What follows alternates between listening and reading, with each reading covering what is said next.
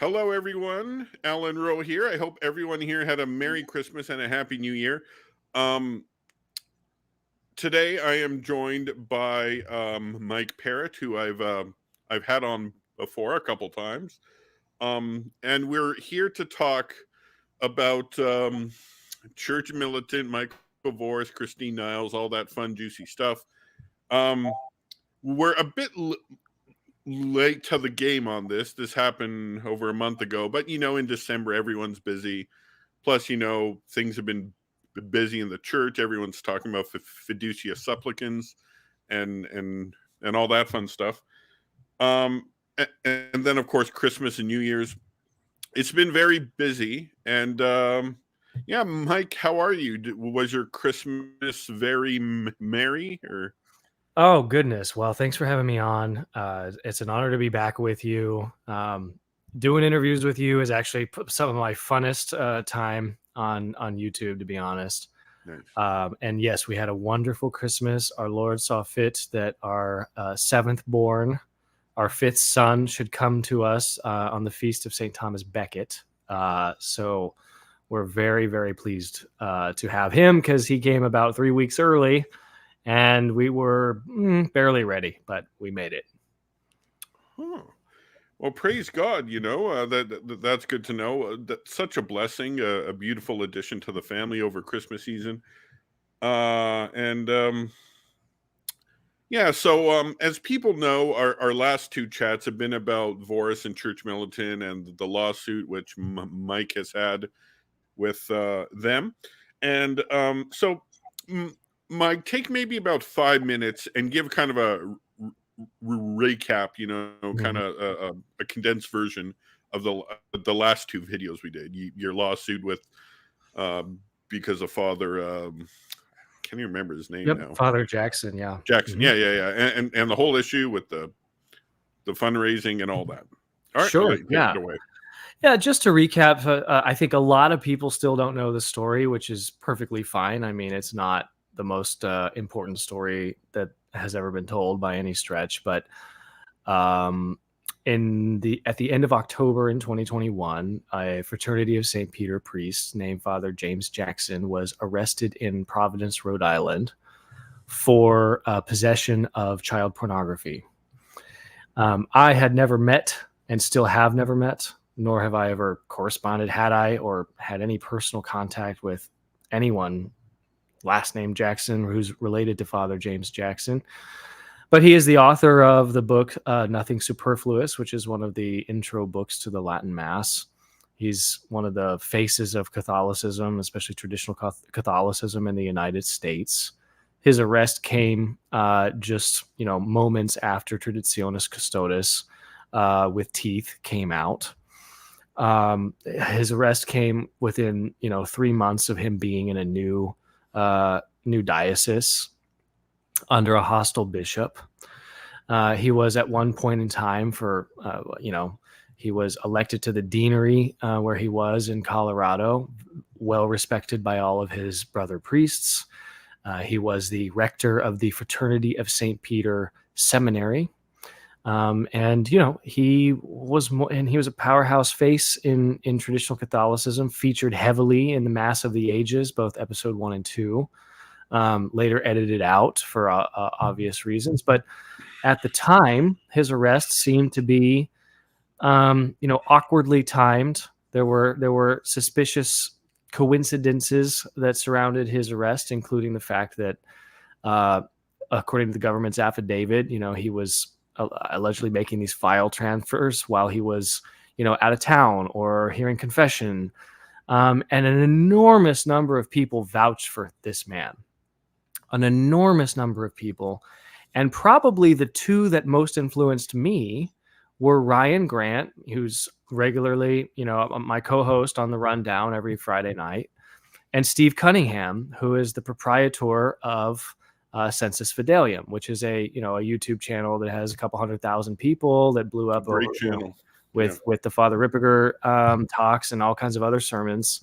I think Steve Cunningham was kind of giving his end of year metrics that he's done 3,500 videos of priestly sermons and other content over this last year. And he personally assured me that, Father Jackson was my priest for so many years. I knew him in such a capacity. I went camping with him. I did all these things with him. It's impossible that he's guilty. It's impossible that anything like this could have happened to him. And, Steve wasn't the only eyewitness account or person who was close to Father Jackson who said it was impossible that these things could have happened. The man had a sterling reputation, both within, the sort of the churchman, the ecclesiastical community, as well as within the lay community. And there was never a single person, even to this day, who has come forward and said anything bad about Father James Jackson. No one has ever claimed to have been touched by him or molested or groomed or anything like that. Michael Voris, on the other hand, has been credibly accused of grooming and other weird things, and I guess we'll get to that. But I launched a fundraiser for on behalf of Father Jim Jackson, in which I categorically said multiple times, I don't know him. I don't know what the truth is. I don't think that he's guilty necessarily, but let's provide this man a rigorous legal defense, and let's see if we can investigate outside of the corrupt Biden FBI, the Comey FBI. Let's see if we can't come to some consensus as Catholics about what we think happened, if anything. So I put the fundraiser out there, and I was astonished. Well, and just pause for a second, Mike. I apologize, but you said when you made the fundraiser that you perfectly admit that he could be guilty. It's not like you're like, yeah, I know he's innocent 100%. He's probably innocent, but it might turn out he isn't. Yeah, that's right. Yeah, I thought I was pretty clear on it. I mean, I obviously said that I didn't think he was guilty. But I also said, I don't know him, and he might be guilty, and we might find that out. And the best thing that we could do is verify either his innocence or his guilt, independent of what the government is going to proclaim in the end. Because, with a man who is so famous and so well-liked and acclaimed like that, if he were truly innocent and he got railroaded by a corrupt government, which could never happen in the free United States, but if something like that were to happen, then the conspiracy theories would go wild. It would divide the church. And this was coming at a time where Father Jackson had just protested a satanic mass, just almost hours before his arrest. This was coming at a time where, Rome was sending apostolic visitations into traditionalist communities in the United States.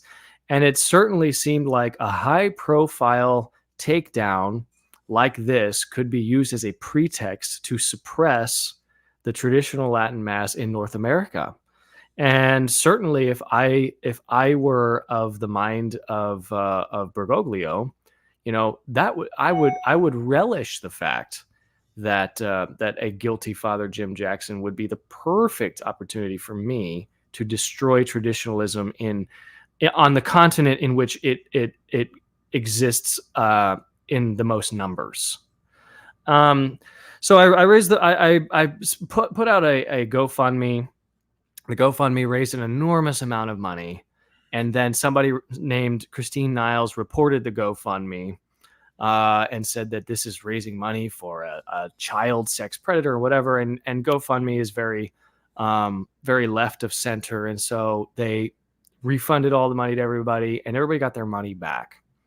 So then I started a give, send, go. So this is a multiple day sort of event in which people who may have emotionally given their money thinking, I know Jackson, I know he's innocent.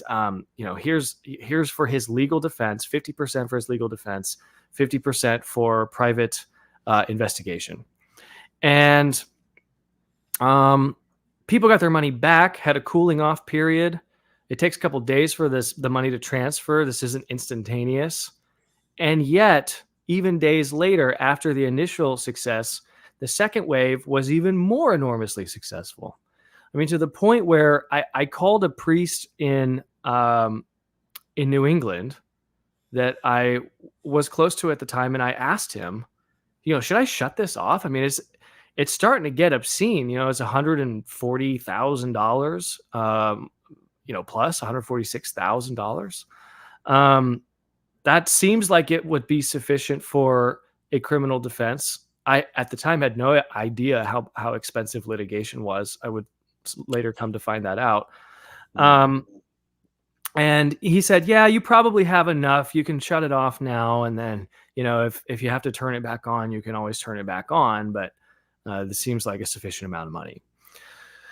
And so immediately with the fundraiser, I'll never forget this. On November 8th, in the com boxes in Church Militant, and then on the Church Militant website, I was immediately called a discredited, quote unquote, and a liar, and that I was stealing the money.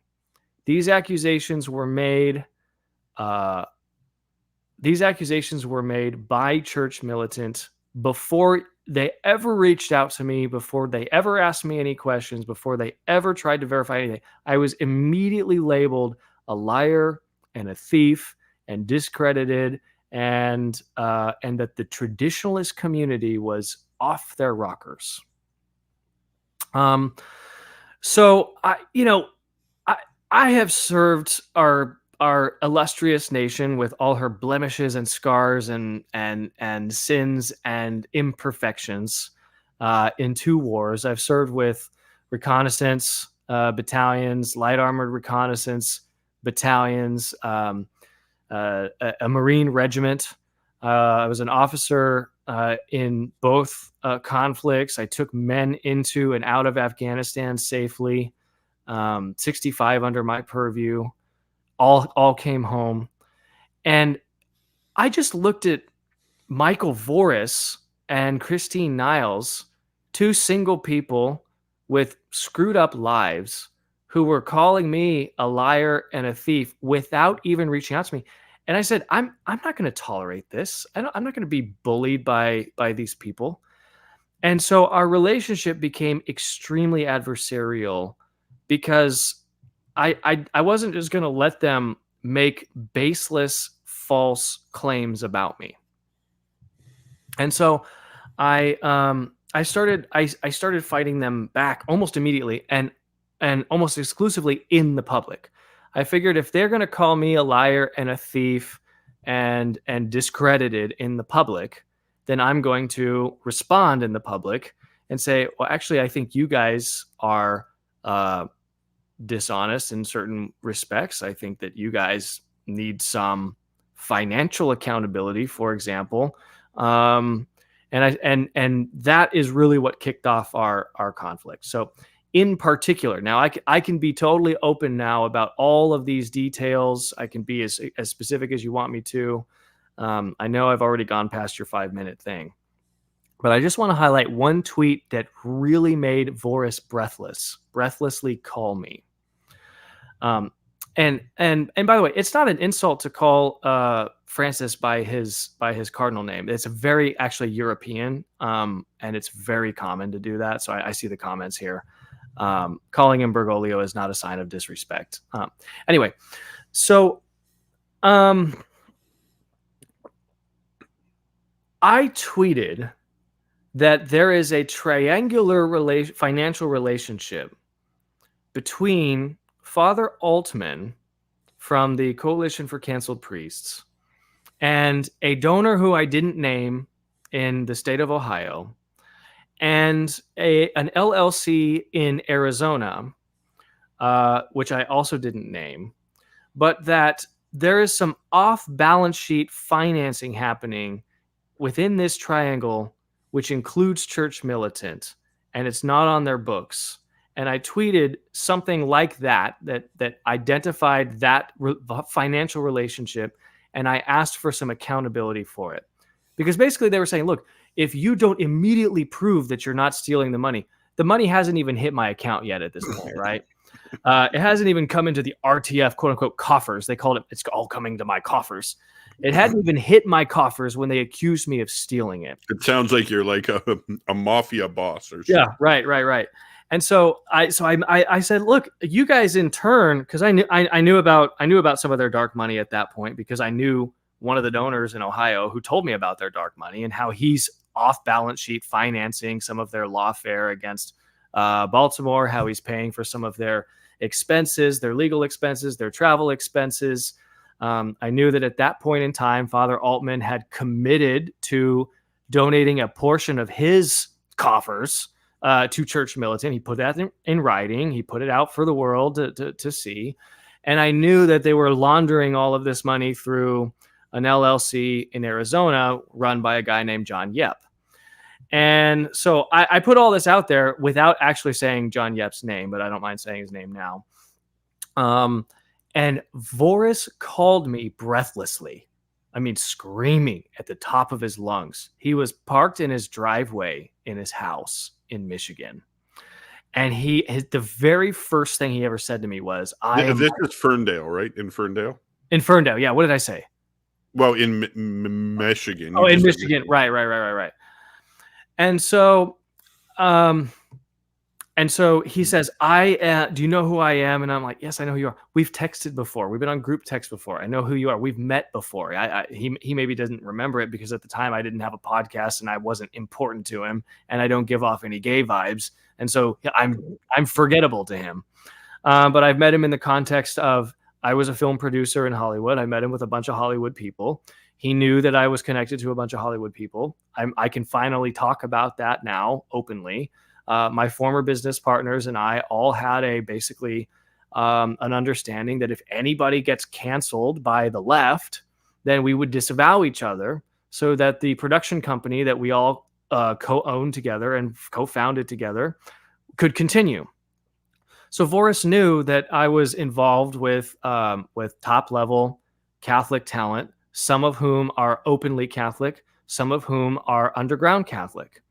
And he always had this leverage over me that I could never come to the open about because I was trying at the time to respect my soon-to-be former business partners who were working with top-level A-list Hollywood actors and producers and directors on wonderful projects that are out there in the world now. And if anybody were to dig hard enough, they would find out that, yeah, I have an animated series on Netflix that I helped make, that I have a movie that's out on Apple that I helped make, that there's a movie with my name prominently on it that's hitting theaters next year. It hasn't even come out yet. But Voris and Niles knew my business partners personally. They knew them specifically, and they knew that their goal in life and their mission was to remain as underground as long as possible to maintain top level access to, call it whatever it is, Disney, Sony, Universal, whatever it is. Mm-hmm. And so he always knew that all he ever had to do was to just dox me. And that probably would have irreparable harm to my life. So just pause for a sec. How did he figure out what you did? Does he have a ton of connections or? Well, he does. And he does have a lot of connections and he does know a lot. And in fact, I think this is one of the reasons why one of the things that makes Michael Voris tick, if not the core thing that makes him tick. If you were to go out and listen to a talk given by C.S. Lewis, and I forget the name of it, but it talks about concentric circles of influence, and that most people spend their lives trying to get inside of an inner circle that they're not quite in, and continuing to get inside the concentric inner circles out of human respect, out of pride, out of intellectual curiosity, out of the love for being a power broker, a trafficker of information, a knower of things. This is one of the ways in which Michael Voris was manipulated by his handlers, because he was always presented with this illusion that he's in the inner circle, that he's in the inside club. And so he does know a lot of things, and he does know a lot of people. And he knew my business partners personally. One of them came to his studio just a couple years before this blew up. And Voris was so antsy about it and so excited. He posted a picture with my partner, who's an actor and a director. And we immediately reached out to Church Militant and said, delete that. We want nothing to do with you. We don't want any public association with you. You're toxic. And he did, which was a gracious thing for him to do. But he did that not because he's a gracious man, but to maintain access to Catholic Hollywood. And so that's how he knew me and knew who kind of in like a blackmail way. It's like, I'll do it, but if I ever need a favor, I have this leverage over you. Well, now that I know him a little bit better, and now that I've been blackmailed by him, I mean, just in the open, I mean, literally criminal extortion, federal extortion, what he did in writing. And I've had multiple prosecutors, both state, county, federal prosecutors, tell me that it's extortion. I now look at it retrospectively as, yeah, that's definitely like in an extortive mindset. At the time, I didn't think much of it because he deleted it and we moved on and we're busy, running our business and whatnot. So that's the introduction to our relationship. I sent a couple emails to Niles because Niles didn't want to do it on Twitter anymore because I was asking questions about their financials and all that. And Voris begged me to delete those tweets. He begged me to do it. I thought if I would do it, that it would disarm him and kind of de-escalate the situation. So I did delete him. Later on, they would claim that my deletion of those tweets, which Voris begged me to do, huffing and puffing like a dog in heat, which is how he lives his life. They claimed that me deleting those tweets was some admission of guilt. After begging and demanding that I do it and that we would be at total war if I don't do it. So the doublespeak began pretty early on, but not quite as early on as Double Trouble. Wow. Oh boy, this is the hiss again good. So just give everyone an overview, and again, another 5-minute overview of what got that came out in November involving Voris, Niles, Church Militant, like the end of November, early December. I don't know the exact day it happened. Mm-hmm. But the recent explosion of events. Yeah. So fast forwarding through 18 months of nasty litigation in which, Niles destroyed and withheld evidence from the court and was caught, in which Voris went under oath and lied, in which Niles went under oath and lied. So there's perjury. At one point, they tried to hack my computer. They hacked this other anonymous account online. This guy that lives in a totally separate time zone named Armchair, who I think is watching right now. Hello, Armchair. Shout out to you. They hacked Armchair. They hacked a 15-year-old boy. So they knew through their offensive operations. They weaponized their own website and created fake links that would, that performed malware, and then they tried to get Armchair and I and all these other people to click the links, and the links would scrape who you were and figure out your IP address and your location and who knows what else. They published a series of things about me, and they continued to escalate their lies. So I was top U.S. news for like a year on churchmilitant.com. I, alongside Father Dallaire, whom they were also suing, or who's also suing them for defamation. They launched a lawsuit against me claiming that I defamed them. They specifically alleged that I defamed them because I called Christine Niles Winebox Niles. That's defamation because I'm somehow impugning her chastity. No, I'm just impugning her class. I'm saying that she's a low-life liar and someone who probably sits alone with her cats and drinks box wine. So she's Winebox Niles, and she still is Winebox Niles. They alleged that I defamed them because I said that they have committed financial fraud, which we now know to be true.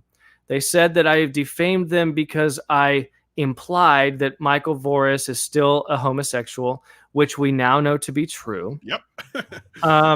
And they claimed that I defamed them because I called them serial liars, which they lied under oath and they're perjurers, so that's now true, and also funded criminals, which they are well-funded criminals and continue to be, although their funds are diminishing due to their own actions. Oh, yeah. And so the lawsuit was frivolous from the beginning, but that's just the public version of what happened. What was happening behind the scenes was Niles was going to my investors, my film investors, my fund investors, my business partners, my contacts. She went to one of my groomsmen at my wedding, trying to dig up as much dirt on me as possible. They hit me with a litany of discovery requests, which I actually learned from them that you don't even need to respond to them really until the judge compels you to. But me being, like the upstanding guy that I am, the rule follower, the Marine, the whatever, I just started providing them documents. So they got access to my emails, my text messages, my bank records, my tax returns, my work products, my contacts, years and years and years of information and documents, thousands and thousands of pages of production that I just gave to them because I have nothing to hide from them. And then I realized that what they were doing with the extortion and blackmailing me, and they said in writing, Christine Niles, in writing, this is criminal extortion, says, unless you give the money back. Now, remember, we're still talking about Father Jackson. I haven't said Jackson's name in the last 20 minutes. Jackson got lost in this whole thing. The kids who are in the pedophile stuff got lost in this whole thing. Unless I give every penny back, she's going to smear me. She puts it in writing. We're gonna produce content about you. We're going to write articles about you. And they did.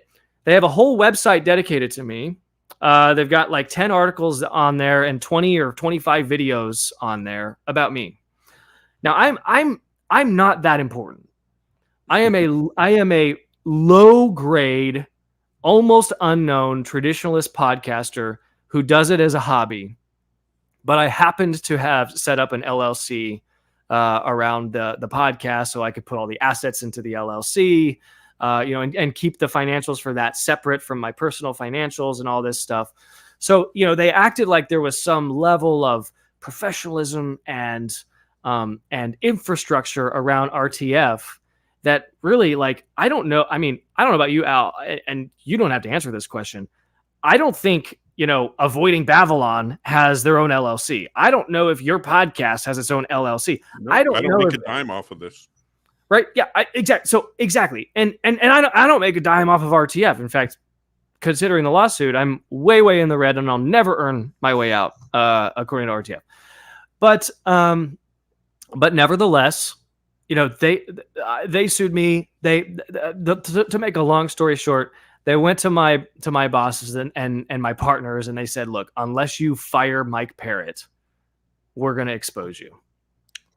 Unless you get rid of him, we're going to say that you, Mr. Film Producer, working with top-level talent, are in support of a pedo priest and that you're tied to the Latin Mass and that you're tied to this extremist named Mike Parrott, and we're going to light you up on churchmilitant.com. Voris put this in writing because he's lawless and he thinks he's above the law. And, I don't fault my business partners at all. I have no animosity with them. I love them. In fact, I was texting one of them when my son was born, and I think we have a great relationship. But they panicked. You've got one of the biggest movie stars in the history of Hollywood on set with you, and I'm there. I'm down in North Carolina. We're setting up for a new film. I'm negotiating with the Screen Actors Guild. I'm negotiating the contracts with with the IATSE, which is the one of the film production unions for all the trades. We're determining locations. We're starting to hire people, and that's when this blows up in November. So they're like, "Hey, Mike, we love you. You're our brother. You're one of our fellow producers. But when you know who, and I'm not going to say his name, but you have to be gone, because if you know who gets here, and there's any connection to this with Michael Voris and all this is the last thing we need right now." Because independent film production is hard. You could get a project canceled for any number of reasons. And the stupidest reason would be that a sodomite named Michael Voris, with a website that he uses to bully people and blackmail them into submission, that would be the dumbest reason not to make a beautiful Catholic film.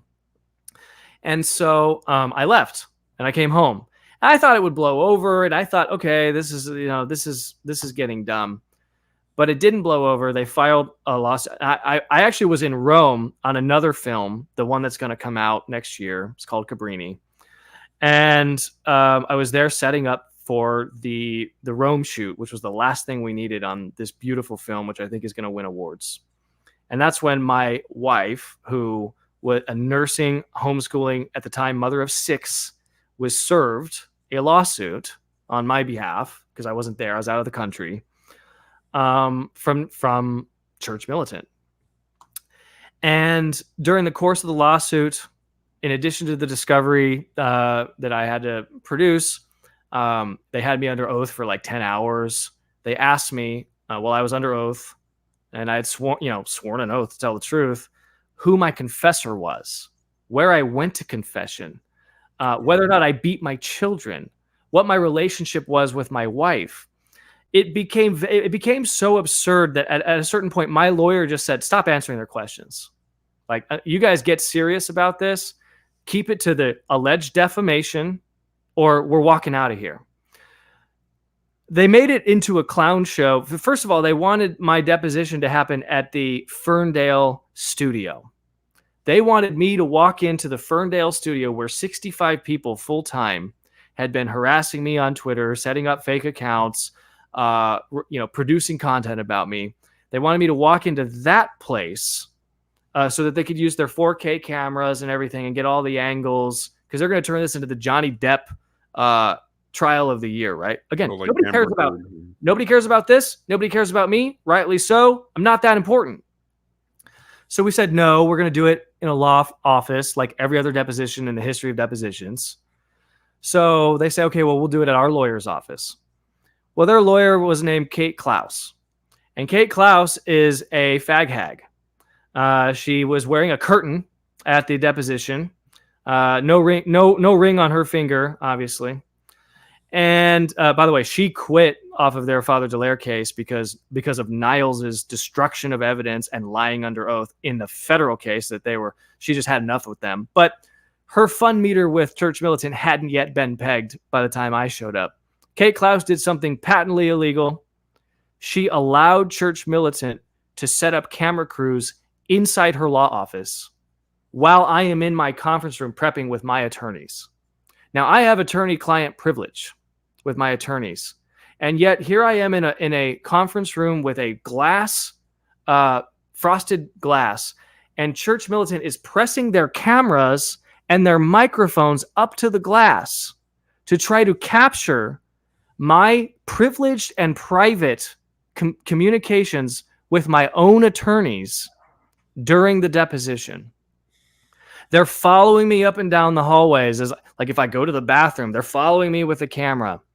This was in like May of 2022, and it was pretty hot that day. They had 3 goons standing outside downstairs with a total separate camera team, sweating in the sun for like 8 hours in the event that the deposition ended, and they wanted to follow me to my car to make sure that they could get the dramatic B-roll, because they were going to prepare some massive hit piece. They were going to vortex me. I've been in a couple of vortexes. They never did one of their spotlights on me, and now they probably won't. But this goes to show how many resources Church Militant committed against destroying me. And here's the reason why they were trying to destroy me. They were trying to destroy me because I started releasing information about them that a lot of it was public, but not well known. And, you know, at the time I had like 6,000 Twitter followers and like 20,000 people on YouTube. So I just started releasing information about them. And I kind of made it my full-time job because they got me fired from my job. They got me canceled from my career. And now I'm in this expensive lawsuit. I have no income coming in. They're labeling me as like this Nazi online. I have an utter disdain for all things German. And everybody who knows me knows that. And I've been public about that. I literally, if I'm racist against anybody, it's against the Germans. There's no way I could possibly be a Nazi. I hate all things German. I hate German food, German culture, German thinkers. I think Germany wrecked the church. I think Germany wrecked the culture. I blame Germany for a lot, right? I'm not a fan of Germany either. You know, despite having a German last name and all. I've done videos about, for example, Blessed Franz Jägerstatter is one of my favorite saints. He's an Austrian guy who opposed Adolf Hitler, and he went to heaven. He was martyred. And so I look at it and I'm like, they're calling me a Nazi. They're clearly just trying to make me unemployable. This was naked vindictiveness level 10. And they would delight in each and every time that they would make up a wild claim about me. They said I'm going to go to federal prison for wire fraud, for attempted wire fraud. And then they back that off to, I may have committed wire fraud, and then I may have attempted wire fraud, and then I may have asked for a kickback, and now I don't even know if that article exists. But they would make these wild claims about me, and then they would parade it around like it was the top U.S. news, and they would take these little, like, you know, potential fag grooming boys that Voris was grooming at Church Militant, and they would force them to read the news about me in their nightly news. And this went on and on and on. And the humiliations, the fresh horrors over an 18-month period, I mean, I don't think I could ever document all of it. Maybe in a book that nobody would read because it's really only interesting to me and my immediate friends. I'd read it. but it was pretty. I mean, it was insane how much money they spent. Here's a vignette that I have never spoken about, and this is extremely telling. If the camera crews... Well, I'm just saying, is this the big bombshell? Or? This is not the big bombshell. Oh, okay. If the camera crews coming into Kate Klaus's office, that's a breach of ethics. I could go to the bar and grieve her. She would probably pay a fine. She could have been sanctioned by the judge. My lawyer was like, let's just keep our head down and get through it. We could have walked out of that deposition. Nobody would have faulted us. But then I would have had to come back to Michigan at some point anyway. I'm doing this on my own dime, and I'm just like, I made the decision. I'm like, you know what? I don't care. I'm not intimidated by their stupid cameras pressed up against the glass. That's patently illegal. I don't care about the fact that they're turning this into the Johnny Depp trial of the century. I don't care about all of the tactics. I'm just going to go in there and I'm just going to tell them what I really think. I'm going to tell them the truth under oath for however long it takes. So I'm sitting in a conference room with Michael Voris, who's the most irascible, disgusting-looking human I've ever seen, and Nazi Niles, who has the biggest head, like just a huge head of anyone I've ever seen. And their childishness during the deposition was so profound that, like, one of the lawyers that was representing me was visibly shaken at the end of the day.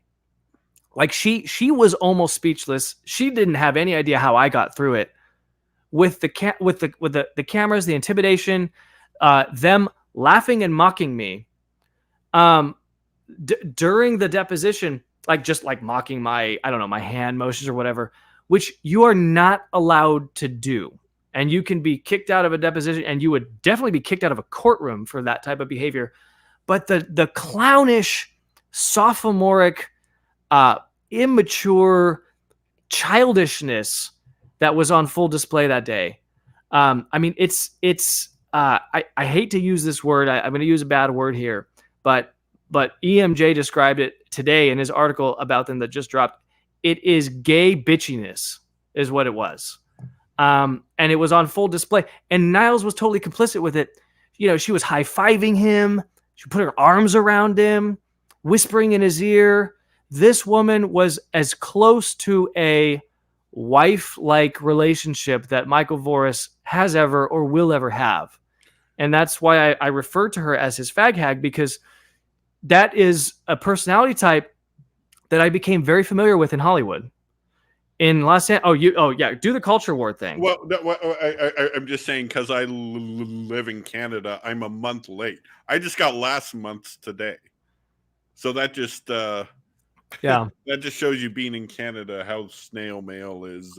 Well, yeah, when you get EMJ's next culture wars, I think you're going to be astonished at some of the things, and I'll drop a couple of those nuggets here in this show too. I got this, by the way. The man behind the curtain. Yeah, that's E. Michael Jones nailed it in 2016. He called the ball. He predicted what the Voris meltdown. He predicted exactly what Voris was going to do, and he did it. And I never had any dreams that Voris's demise would have anything to do with me. I mean, I read that book back when it came out in like 17 or 18. Yeah, I still got the articles in the. Yeah, and I never trusted Voris. I mean, when he came out as a homo, that is such a perversion. It's a deep level of perversion that most of us can't even understand. We can't even scratch the surface of it, on how perverse it is and how deep it goes. That those people are to be avoided, and in a just society, they would be removed from society permanently, however you can, either by the most just thing you could do, give them 3 days and then burn them at the stake. Or if you can't do that for whatever reason, lock them up. I mean, that's how gravely disordered and perverse the psyche of those people is. They have to be removed from society. And so when I read Jones's book about the homo narcissism and the psychology, and Jones draws on, I mean, like no one else can. Dr. Jones is a professor of literature, and he draws on literature, the entire Western canon practically, to make his psychological observations about people. It's like no other writer. It's brilliant. It is, and it's spot on. And there's no one that comes close in that regard to what he does. There is only one EMJ, and there may only ever be one EMJ. And so, if you haven't read The Man Behind the Curtain, the reason The Man Behind the Curtain is still in print, it went out of print for years because nobody wanted to buy it. I put it back in print, and a lot of people have read it because of me. So if I have contributed anything positive to this whole sordid situation, it's that more people are aware of the dangers of the archetypal Michael Voris, not him in particular, but the machismo, homo narcissist who really hates himself and desperately wants to be exposed for the gay. I don't know if I could. I know I've said the F word a couple times already. Sorry, I didn't even ask you if you're okay with that. But for who he really is. Well, for me, I'm fine. I'm just a bit worried about YouTube, what they're going to do. I'm fine with that word. Yeah, right. Sure. Just for a second, before you continue, I've put the link in the comments for Fidelity Press. If anyone wants to go there and purchase this book, just click on the link, go buy it. Right. Yeah, that was good. Towards the end of the litigation, we've talked about settlement so many times. I have to be careful here because I think settlement discussions are still privileged and confidential, even if it didn't go through. I'm not quite sure. If I ever find out, Alan, that I can tell you the blow by blow, I definitely will come back on and tell you, because that in itself is a book, because they are liars. Disingenuous the entire time. They made settlement something that was elusive and always on the horizon the whole time. And I finally got to the point where I just realized we're never going to settle. This is going to be total war. And I don't care if I have to sell my house, if I have to sell assets, if I have to raise money. I am not going to back down, because if they win and they destroy me, then they will do to me what they will do to what they to other people what they did to me. And I began to view this as a crusade. Now, I never, up to that point, up to that mental point, I never viewed it as a crusade against church militant or to destroy them. I always viewed it as defensive. I am defending my family. They made my children cry. They made my wife cry. They removed the look of beautiful innocence that she used to have during this 18 months of hell that we went through. They humiliated and harassed us.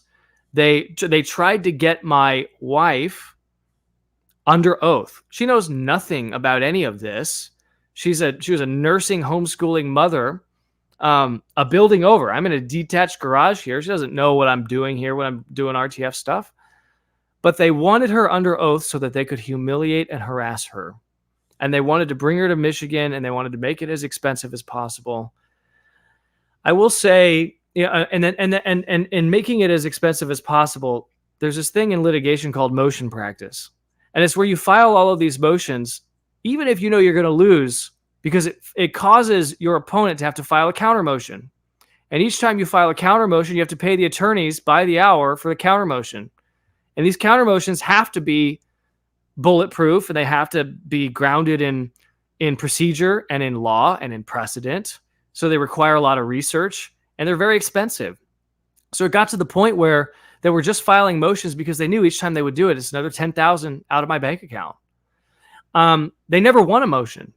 In fact, I'm not aware. I don't think they ever won a single motion of the dozens that they filed. But they wanted to make it as expensive. They wanted to bleed me dry. They even went out to Twitter and said, "We're going to bleed him dry.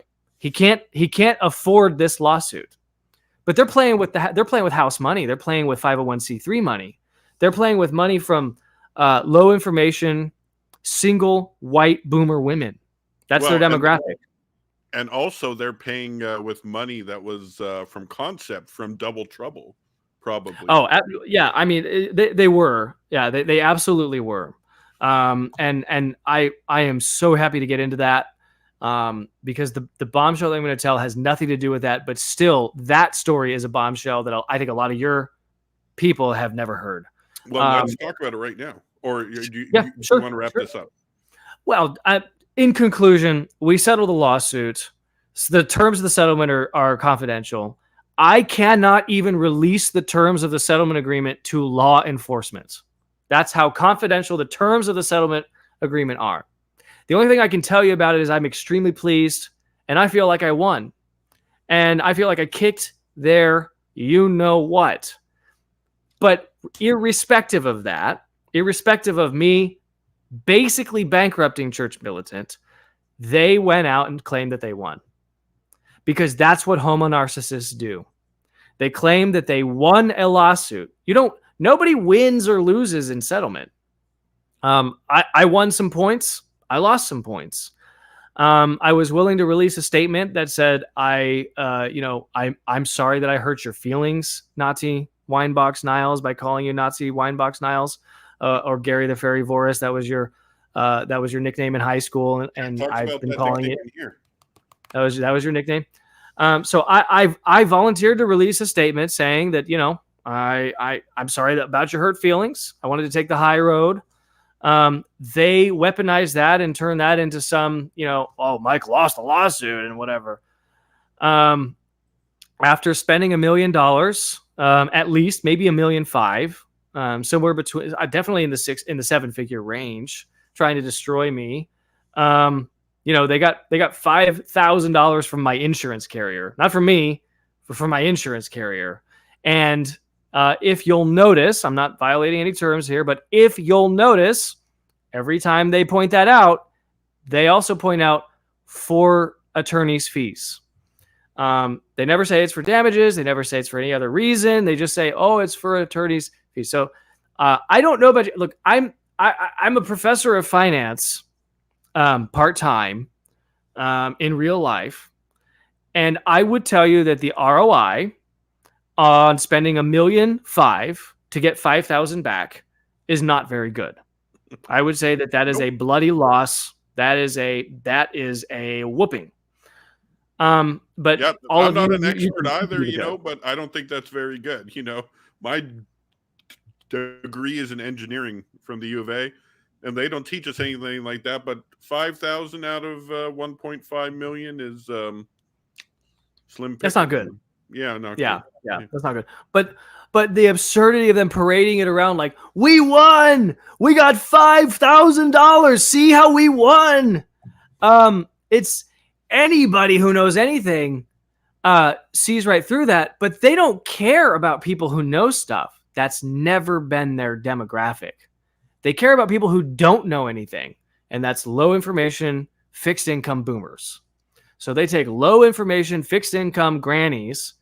They take their money in as a 501c3 to teach the Catholic faith, and then they sue me, or they sue Father Dallaire, or they sue the city of Baltimore.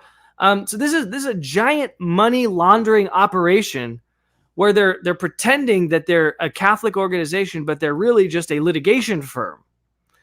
And that's a shame. But to your point about Double Trouble, this is the seed money, and in more ways than one, to Church Militant. In 1997, Michael Voris was heavily engaged in sodomy. He was living with one of his many husbands, civil husbands. His name was Mola. John Fitzgerald Mola.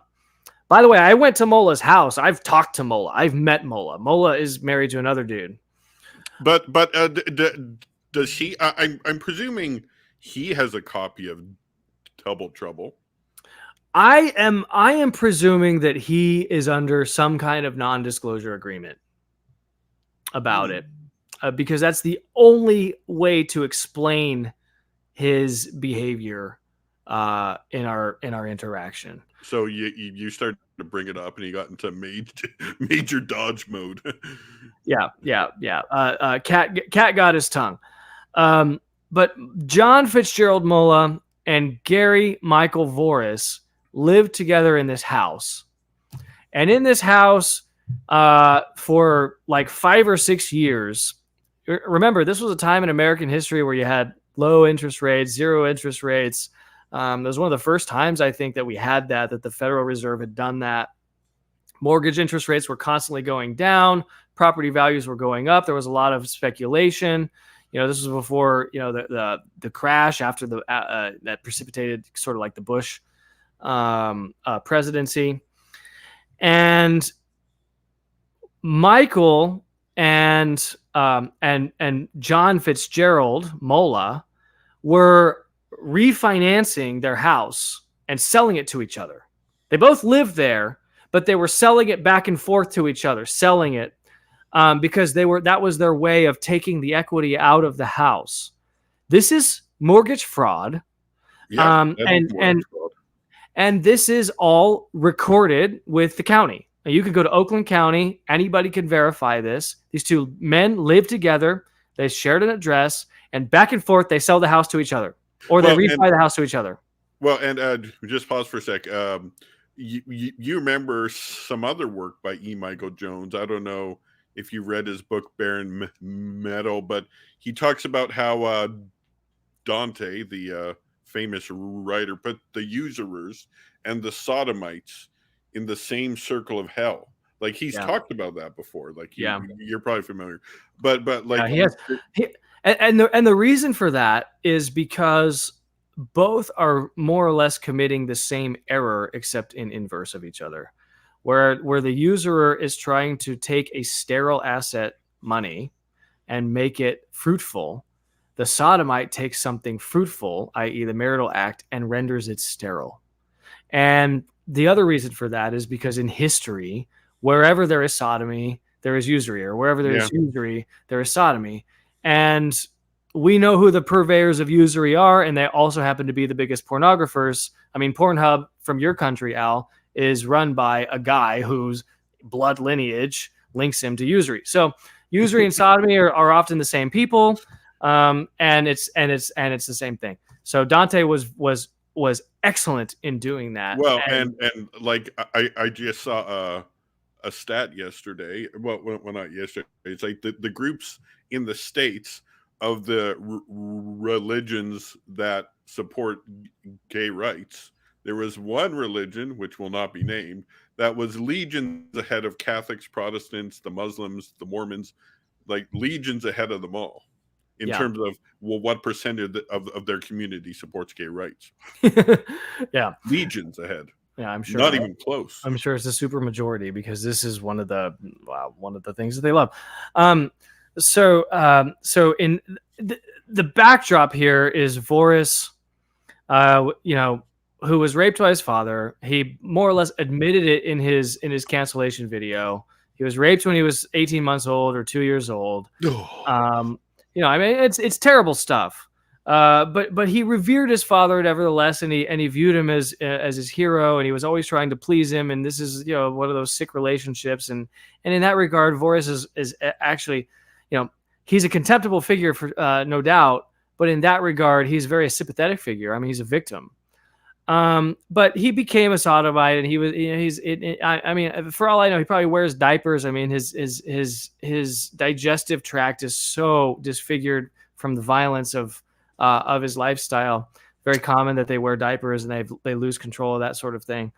But in the late 90s, Voris produced a piece of gay pornography called Double Trouble. And he set up a special purpose entity, an LLC called Concept, to produce Double Trouble. And Concept was immediately registered with the Library of Congress. And there you have it. You have the registration number. They have a copyright. They registered a copyright for Double Trouble 1997. There he is, Gary Michael Voris and John Fitzgerald Mola. These are the guys that are committing mortgage fraud, financial fraud, back and forth, living in their brothel, committing sodomy, and they produce a video cassette called Double Trouble. You can only imagine what it was. And Double Trouble was produced by Concept Communications, which Concept was owned by Voris and by Mola. Now, at some point, Mola fell by the wayside. Gay men view other men as transactional. They're extremely intemperate in this regard, and they throw men away. And so Mola is out of the picture, but Concept still exists. Concept was the LLC that registered Double Trouble. It owns Double Trouble to this day. Concept owned all the equipment needed to produce Double Trouble, which was a VHS video cassette tape. And that's how it was distributed in 1997. Concept owns all this equipment. And fast forward a few years, and Concept becomes Real Catholic TV. Real Catholic TV is the precursor to Church Militant. So you can go to the Secretary of State website in Michigan, and you can track the evolution of this corporation. This is a for-profit entity. Concept Communication does a name change to Concept Productions. Concept Productions does a doing business as Church Militant TV. Well, the Bishop of Detroit doesn't like this because Voris starts attacking people immediately. He never tells anybody that he's gay, that he's actively gay, that he's a sodomite, or that he wears diapers, or that he's HIV positive. So wait, just pause for a second. From the time that Michael Voris started Church Militant to right now, has he been active in the gay lifestyle the whole time, or has it been in periods of? I don't know if it was continuous from 2007 forward. I really don't know that. Okay. I do know that it has been practically continuous for the last handful of years. Of years. And I have an eyewitness. Here's the bombshell part of it. I have an eyewitness. Some of you may have seen that there's this kind of low information, very low IQ woman who worked at Church Militant for 5 months and pretends to know everything. She had a guest on, and this guest said that he witnessed an inappropriate interaction between Michael Voris and another man. And she says, he says that he saw this in Baltimore. And this is important because when they went to Baltimore, this was the Enough is Enough conference, where Michael Voris and Father Altman and others are literally there with a bullhorn shouting at the bishops and saying, enough is enough. No more sodomy. No more lavender mafia. No more gays. You're all gay. This was after Michael Voris had accused the episcopacy of being like 75% gay, which he might be right on. For all I know, he's right about that.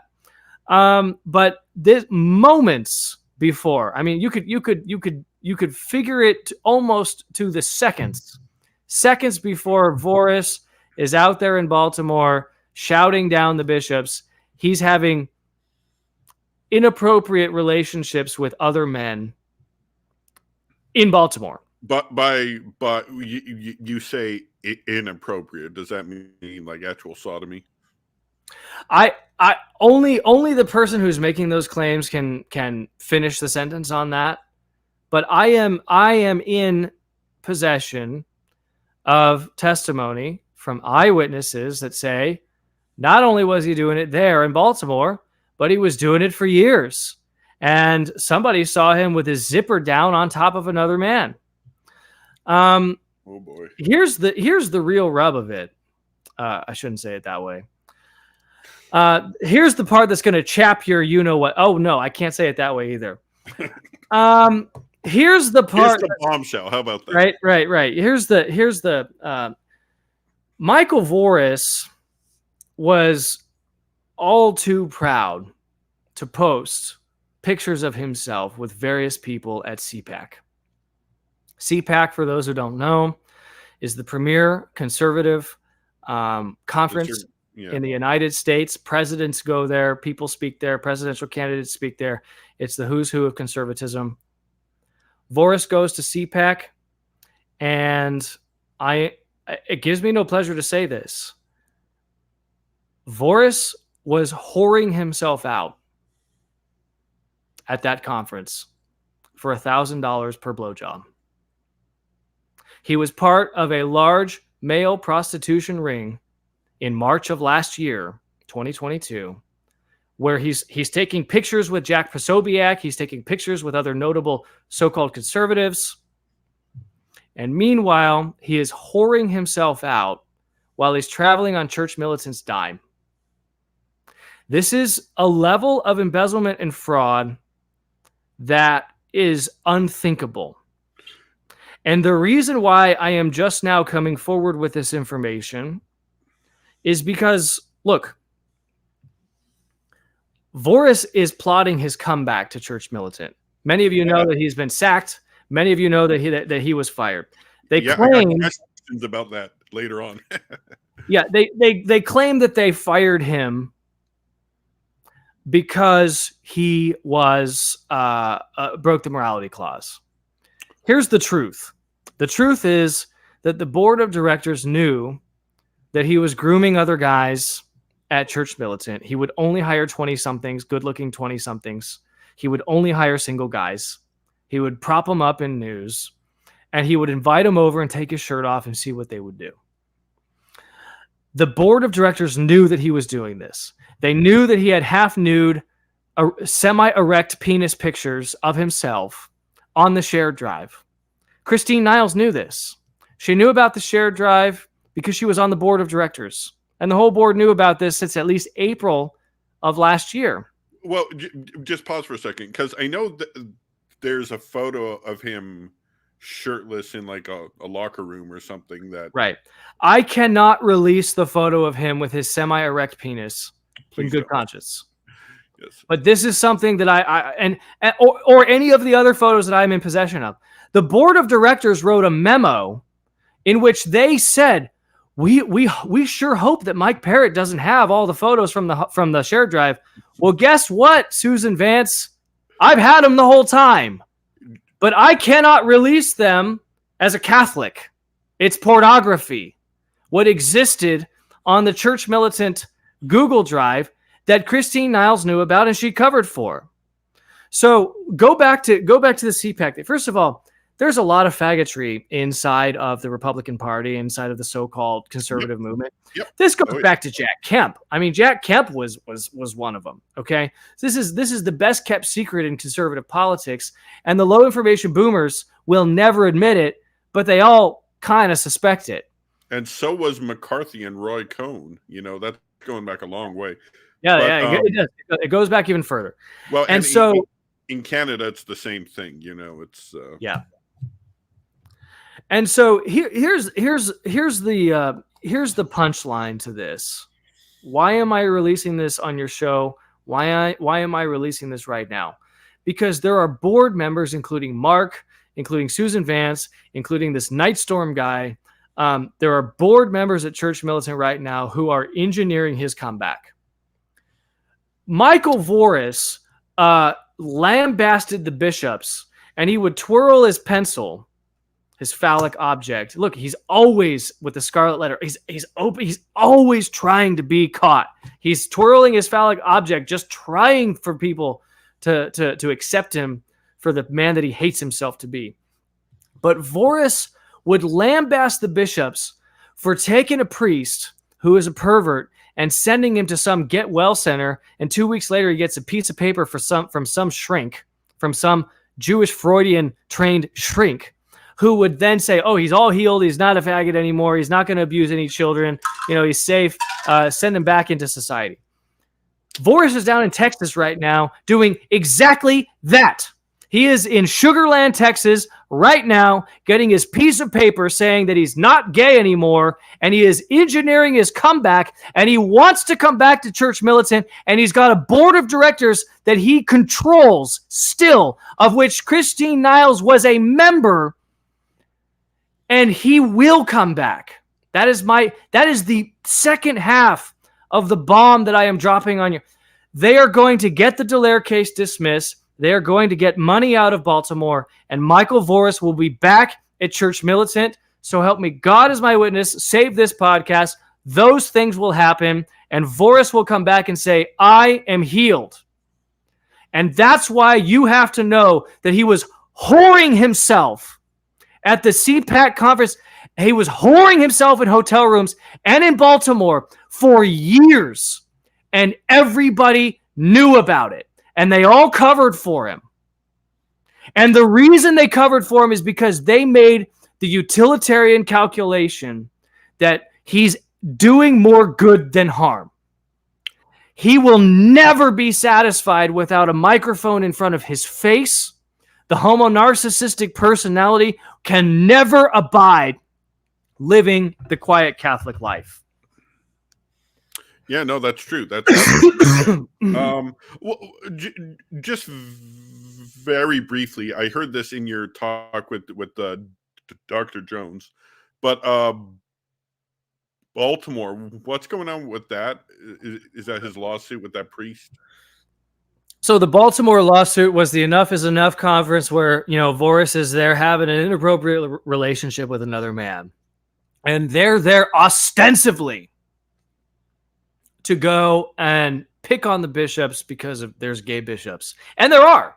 There could be no doubt that there are gay bishops. There could be no doubt that there's a lavender mafia. There could be no doubt that there's a high level of corruption in the Catholic Church.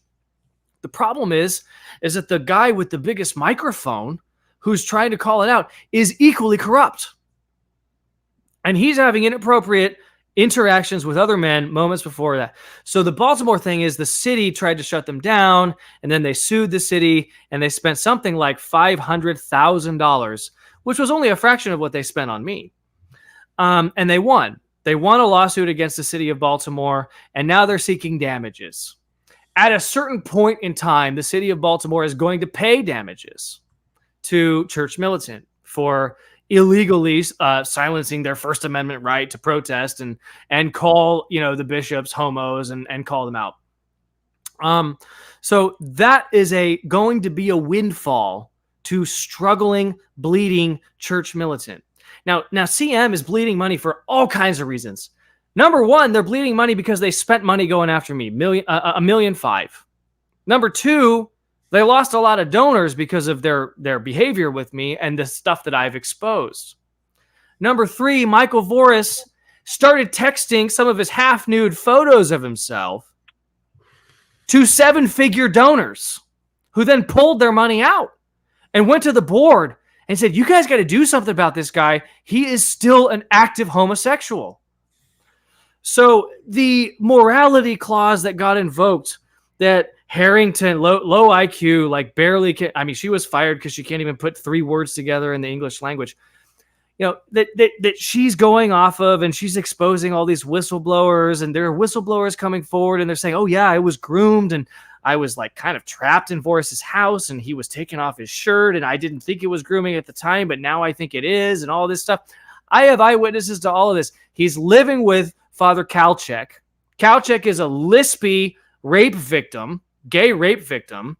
You know, who the hell knows what's going on between those two people? This is one of the things that they quote unquote sued me for, because I exposed the fact that Kalchek is living with Voris. Kalchek is lispy, and Voris prides himself on being like the guy in the gay relationship. All this is happening. I have eyewitnesses to all of this. You know, they lose $1.5 million suing me.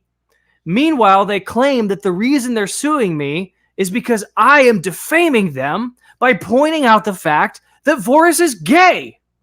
And he's still gay. And to this day, he's still gay. And it doesn't matter what the piece of paper he gets from his friend Jim Graham. Now, Jim Graham, here's one of the things, you know, somebody who wants to sound like a pseudo-intellectual can say something to the effect of, you know, the best way to appreciate jazz music is to listen to the notes that they're not playing. Okay? That makes no sense. But the best way to appreciate who is running Church Militant, who's in control of Church Militant, is to find out who they never attacked, who they didn't attack, who they should have. Bishop Barron is somebody that they didn't attack, who they should have. Barron has all kinds of sexual weird stuff going on with the male bodybuilders and the aggressive and the rape allegations, all this stuff happening around Bishop Barron. Not a mention of it on Church Militant. Another one is Jim Graham. Jim Graham is a disgrace in the state of Texas. I'm from Texas. I've lived in every corner of the Texas Triangle: Dallas, Houston, Austin. I'm familiar with the key players in the Texas Right for Life. I'm familiar in some of the legislative stuff in Texas, even to this day, even though I haven't lived there in a while. Jim Graham is a disgrace. He is treated like he is a greasy used car salesman in the state of Texas. He lives his life basically duping low information boomers and taking their money for Church Militant, but keeping like 20% or 30% for himself as his cut. This is how he lives his life. He is a bottom feeder amongst bottom feeders. He was on the board of directors of Regina Coeli. He was on the board of directors of Veritatis Splendor. This was the master plan community that Bishop Strickland was going to put together, and then Strickland saw what was going on, and he very wisely pulled out. And Jim Graham is an adulterer. He broke up a family. He broke up his own family. He's a disgusting human being. He's literally like one of the lowest life forms that exists. And Jim Graham has an office in Ferndale. He is close personal friends with Michael Voris. He attends the board meetings even to this day. He is the proxy voice of Michael Voris and the board of directors. He is the reason Voris is in Texas right now in Sugar Land, getting scared straight right now. So Jim Graham is very much behind the rehabilitation of Michael Voris. And it's a race against time right now for the board of directors to not run out of cash. And Jim's mandate is to try to raise as much cash as possible to bide their time until Michael Voris is rehabilitated. He emerges triumphantly in 2024. He's sufficiently contrite for his sodomitical sins. He expresses no contrition for the lives that he has destroyed, or the lies that he has told. Is Jim Graham a homosexual? I don't know. I don't know if he is. I mean, he had a natural relationship with another woman and broke up her family and kind of almost destroyed not only Regina Caeli, but he for sure destroyed Veritatis Splendor, which is you look at Veritatis Splendor, how many millions of dollars have gone into it? 0 houses are built. Nothing's going on there. This is one of the biggest financial frauds in the Catholic Church. And again, nothing from Church Militant. No reporting on it whatsoever. Veritatis gets a pass. Carrie Beckman gets a pass. Jim Graham gets a pass. Bishop Barron gets a pass. So you can start to see that Voris and Niles give a pass to their inner circle, and sexual deviancy and immorality and money laundering and fraud is perfectly okay as long as your loyalty is to Ferndale. And that becomes the standard by which everything is judged. And this is a tenet of homo narcissism. This is how they operate. And this is why I say, or if I haven't said it publicly, I'm saying it here, the worst thing to ever happen to Michael Voris after his father raping him, the worst thing to ever happen to him in 62 and a half years of life is Christine Niles coming into his life. Christine Niles, it is revealed now in EMJ's article that dropped today.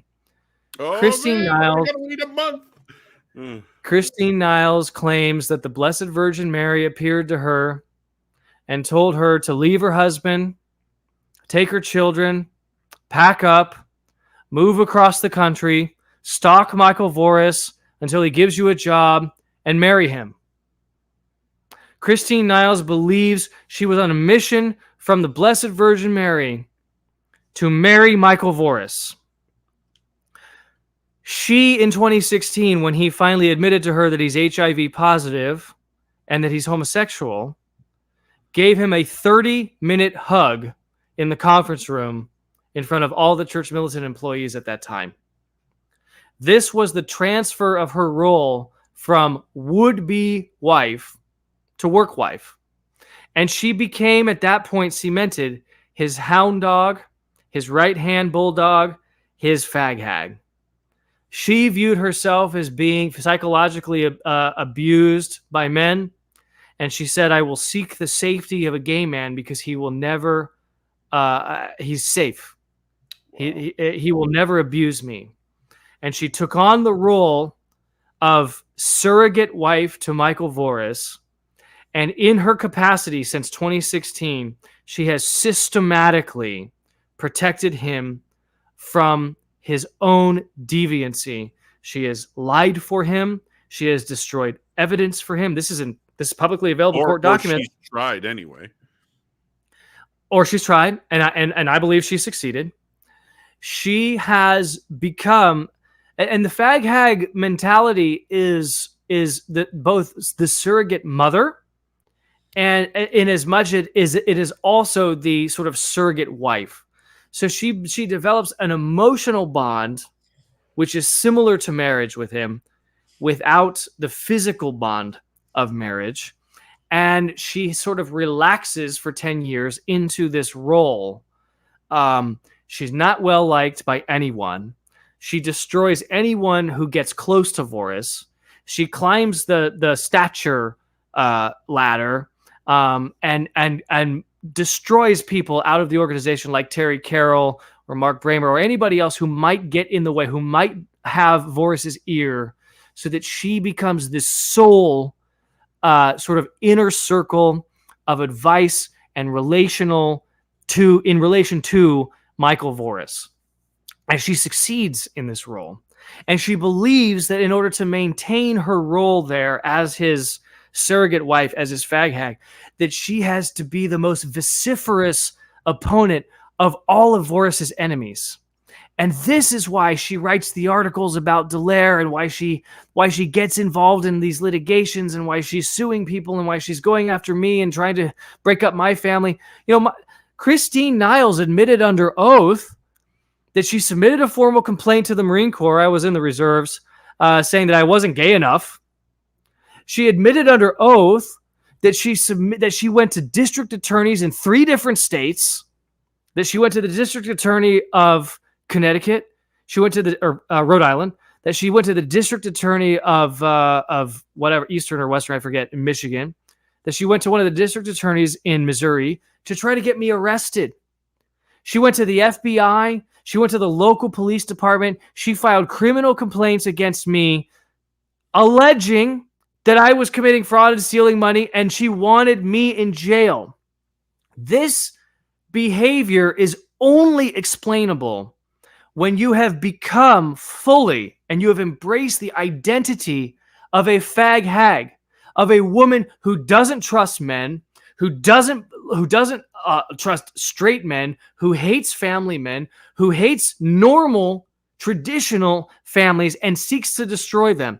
When you look at the list and the litany of lives destroyed by these people, it is married men, and in as much as it is clerics. They've gone after an innocent man in Washington, D.C., doxing him, claiming that he is the author of a blog that he's not.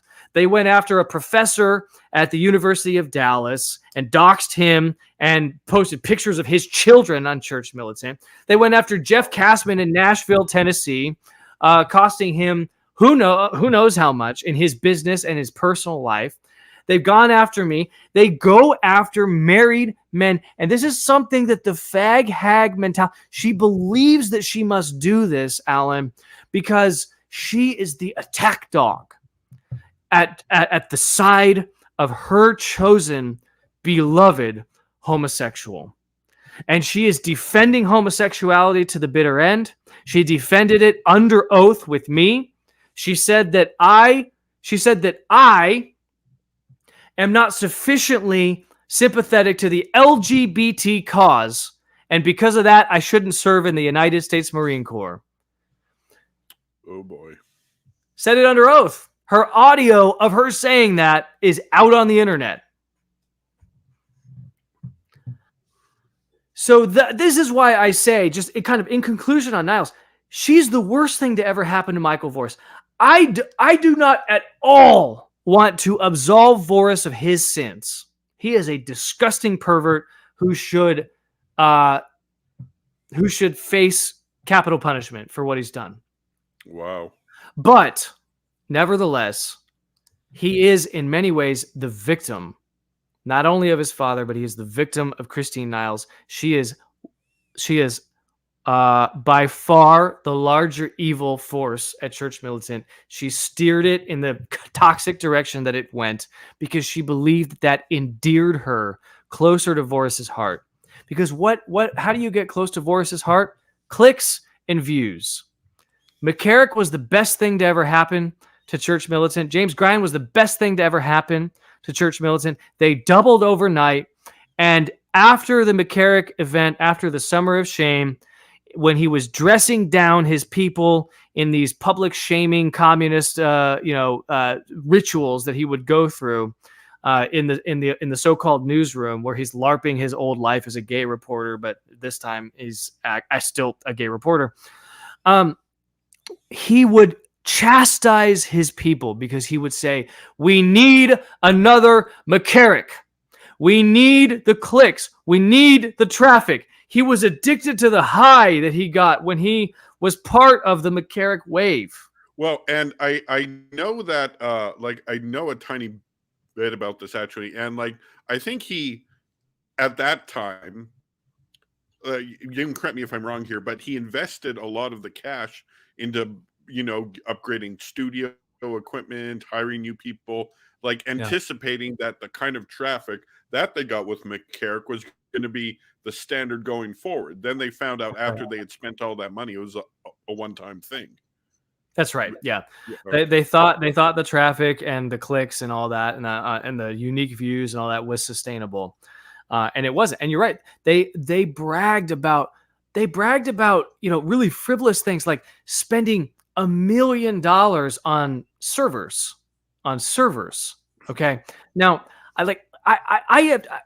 I'm I'm not an expert on servers by any stretch of the imagination, but I did run a tier 1 data center that had that supported 7,000 users in 5 time zones on multiple classifications, from non-classified all the way up to extremely classified, and NATO and everything in between. Ooh. In the Far East. And this data center that I owned, that I ran with more or less a team of like 15 Marines that worked for me, 24-hour network operations for all these users. This data center had to be up at all times, 99.999% of the time, which is a it's a hard KPI, key performance indicator, to achieve. We achieved it. That's one of the reasons I was promoted early, and I had a sterling career in the Marine Corps. So I know something about data security. I know something about the transfer of packets. I know something about servers. I know a lot about network infrastructure. We did not have $1 million worth of equipment, and we're talking about how to defend the Korean Peninsula.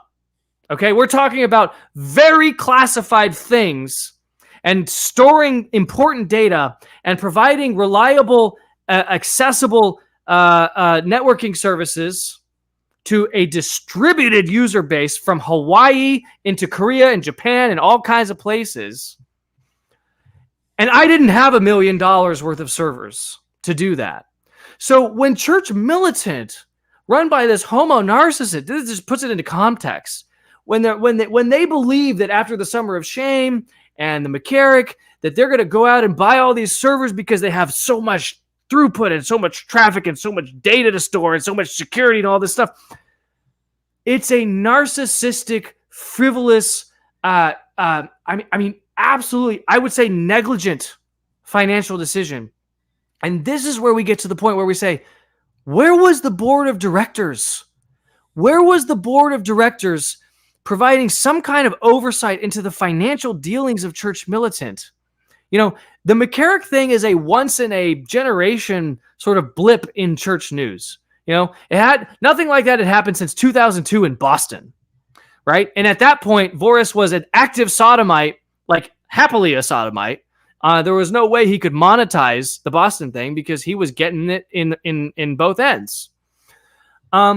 So you have to provide a little bit of oversight to the overzealous homo narcissist who believes that somehow he has finally surpassed Taylor Marshall, he's finally surpassed LifeSite News, and he's finally become relevant, and his father will finally love him again after raping him when he's 2 years old, and he's finally going to be somebody when he grows up, and he's going to have the bully pulpit, and this is a sustainable level of traffic, but it was never sustainable. Somebody just very quick, somebody should have, who's close to him, should have told him that. And you know who never told him that? It was Christine Niles. Yeah. She's not on the board, and she never told him, Michael, don't spend $1 million on servers. We don't need it. Well, and it sounds like if someone had on the board had stood up to them, Christine Niles would have just gotten rid of him because she's Well, she did manage to engineer the destruction of Frank Cohen, of Terry Carroll. I don't know if Mark Bramer was around when she came along. She blocked the EMJ deal. I mean, she was instrumental in the sort of the string of bad decisions. Financial fraud, tax evasion, blending of assets between a 501c3 and a for-profit, blending of assets between a 501c3 and a 501c4, all of which is highly illegal. No oversight. She sat on the board. Now she's out on Twitter, Alan. And I think this is an important point. Christine Niles, who I've told you is by far the more evil between the two of them, because, you know, you have this debate. Let's say you have someone who's like, who's an alcoholic, and then you have the codependent. Well, who's worse? The alcoholic who has the problem and the weakness and the Achilles heel, or in Michael Voris's case, the Achilles anus. Or the codependent, the person who arranges the gay sex, the person who protects his reputation, the person who hides the evidence, the person who shields him from the truth. I would say that the codependent is the more evil person because she should have known better. She went to law school and now she's out on Twitter pretending that she doesn't know how a 501c3 board of directors works. She says, oh, I researched it after I left and I realized, well, first of all, let me check my notes. I shouldn't have been on the board because I'm an insider and we should have been meeting and I was never called to a meeting and none of this is even my fault. She's out there trying to rehabilitate her own reputation because she was criminally negligent in a string of bad decisions and financial fraud and investor fraud and embezzlement and gay grooming and sexual harassment that all happened and she knew about it. I say she's the bigger villain. Just pause for a second. What was the like? I've heard this talked about, but I don't know all the details about it. What was the potential deal with EMJ with Jones? Right. So here's the God's honest truth, as far as I know it, and you can ask him and you can ask the others. Mark Bramer founded Real Catholic TV. He owned it. I've seen the Green Star Agreement. I've seen it with my own eyes. I've seen the wet signatures on it. Mark Bramer is a faithful Catholic in Indiana who owned Church Militant. Mark Bramer is the guy who bailed him out. He put the money in when Voris was failing. He bailed out Voris when the bishops came after him and said, change your name from Real Catholic. You can't use the word Catholic. And they changed it to Church Militant. Mark Bramer owned the bank accounts. He owned the subscriptions. He owned the content. Now, here's why I think God, in his providence, has led me to this fight, Alan. Because not only have I been able to weigh in personally to you, leveraging my past career in data networking and data security and my cyber life, to talk about, the Father Jackson thing and the packets and the dark web and all that stuff, and to be able to effectively conduct an objective arm's length investigation from a guy I've never met before. But also because I was on Wall Street and I've conducted and facilitated extremely complex financial transactions in the billions. And so I can read financial statements. I teach finance. I have that experience. But here's the third part of my life that is so important to understanding the Church Militant saga.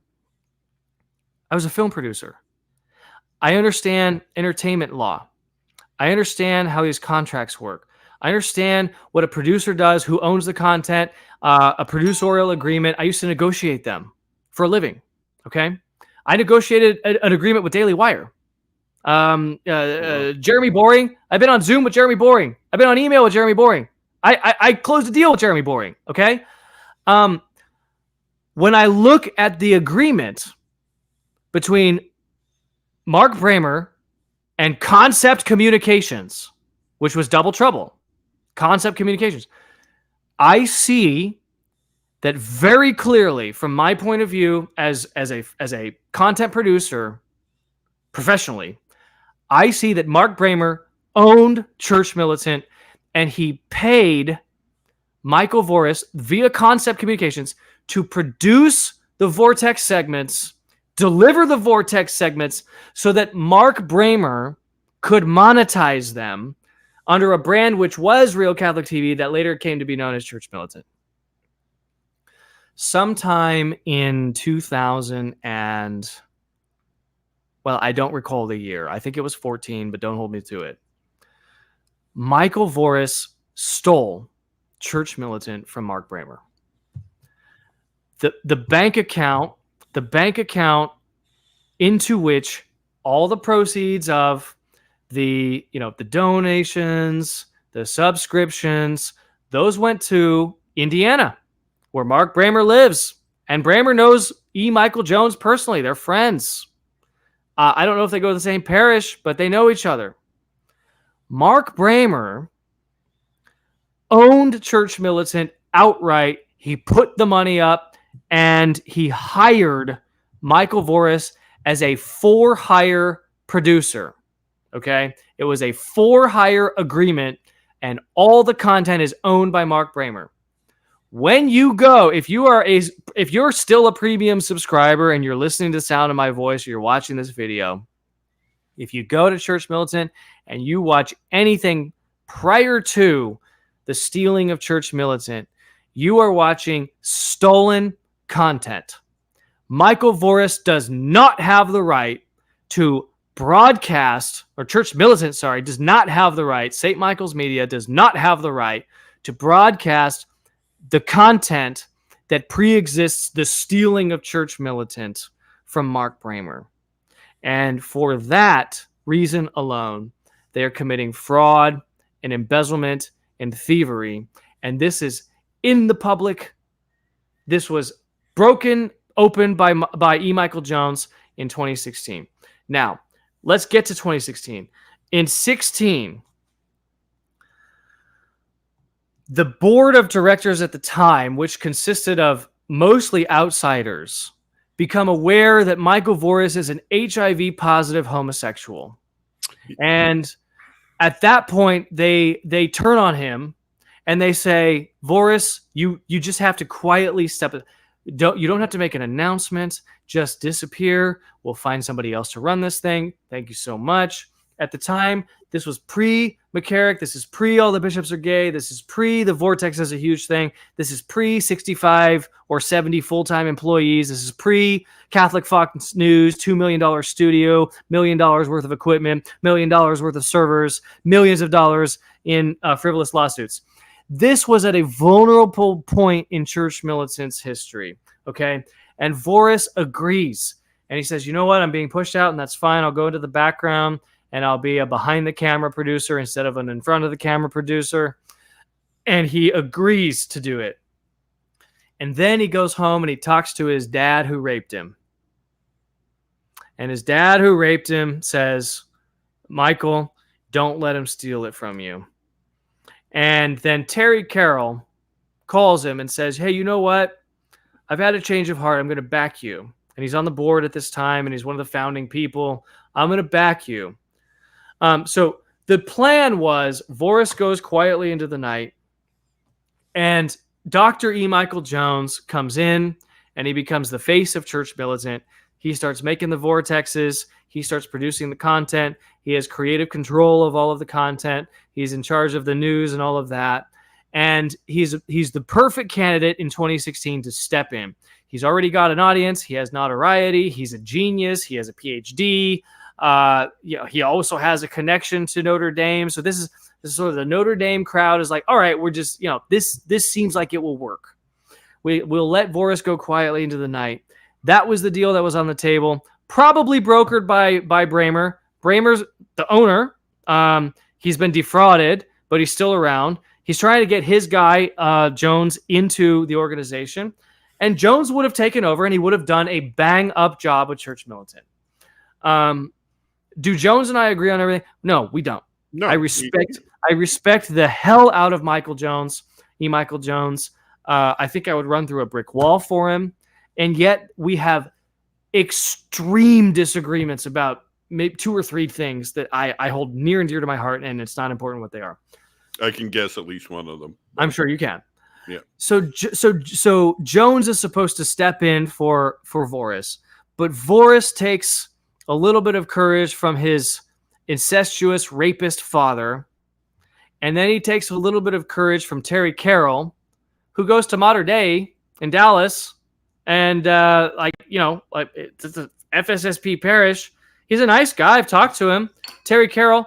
I don't know if he's malicious. I don't know if he's just duped. I don't know if he's just low information.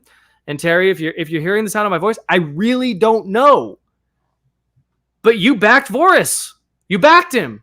You backed him in 2016, and you are the reason he came back, because he took courage in having a board member back him and a founding member and someone who's been there forever. Terry Carroll at the time was in charge of policing the comm boxes.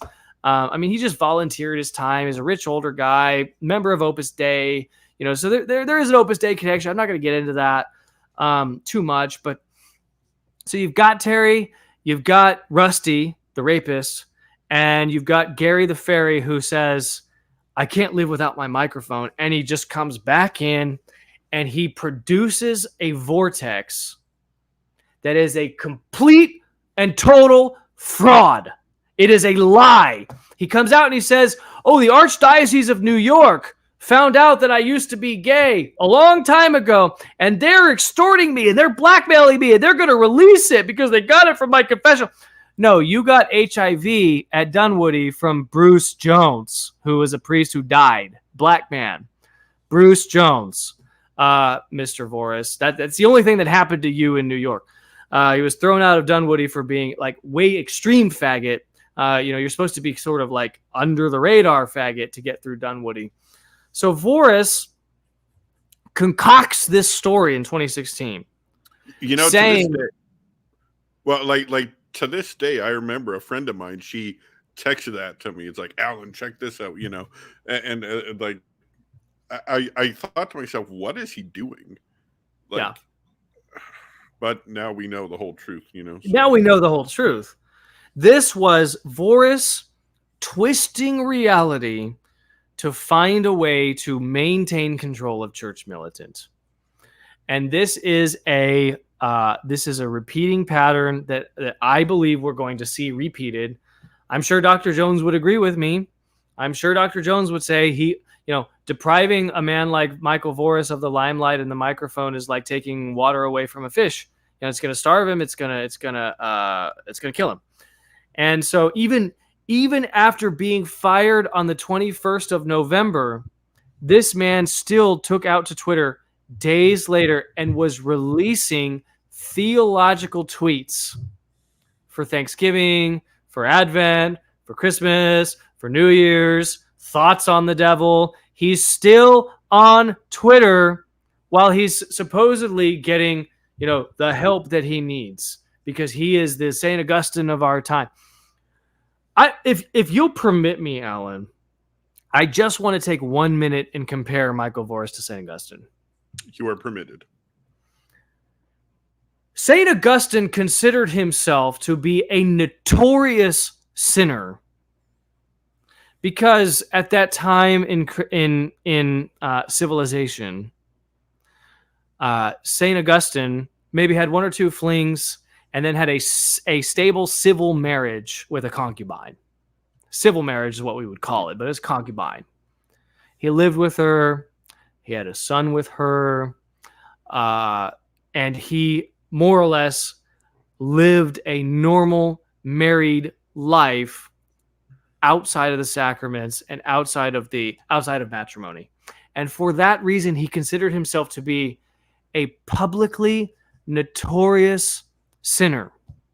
Okay? And he spent the rest of his life in penance for the sin of raising a son with a woman with whom he was not married. Okay? For a pervert, groomer, fraud, embezzler, perjurer, disgusting sodomite like Michael Voris to compare himself to St. Augustine. For Christine Niles to compare Michael Voris to St. Augustine is a grave injustice and an insult to St. Augustine. St. Augustine, even at the height of what St. Augustine would consider to be his notorious public sins, would have burned Voris at the stake for being a disgusting aberration against humanity. Okay? Against the natural law, against God's church, against his own body. He would have supported burning Voris at the stake at the height of his self-proclaimed notorious sin. So when these people, including Terry Carroll, who I've talked to for hours on the phone, when they compare Voris to St. Augustine, This is something that it's repulsive. You go back to the CPAC stuff. You go back to the whoring himself out for $1,000 for a blowjob. You go back to him with his zipper down on top of a guy, for years and years and years. You go back to the eyewitness accounts of him committing sodomy, being HIV positive. He never gave up the gay lifestyle. Never gave it up. You go back to a guy like this, and you realize that the level of perversion of this man, that the distortion of his psychology, of his body, the violence committed against him, the stain of sin, the scars on his soul are so obtuse, so profound, that there can be no comparison between him and any saint. The only thing that injustice that should happen to him would be that he be given 3 days to make himself right with God, and say, someone come to him and say, you're going to meet your maker in 3 days. That is the only charitable and just thing that anybody on this earth could ever do for Michael Voris. In 3 days, you're meeting your maker. How can I help you prepare your soul? That is the only way to stop him, because he is unstoppable. He can't help himself, and he is surrounded by yes men. The board of directors are all yes men. Susan Vance knew about his perversion, and she covered for him. She's in charge of major donors. She's out there. I saw your video on her. She's out there getting 7-figure checks for Church Militant.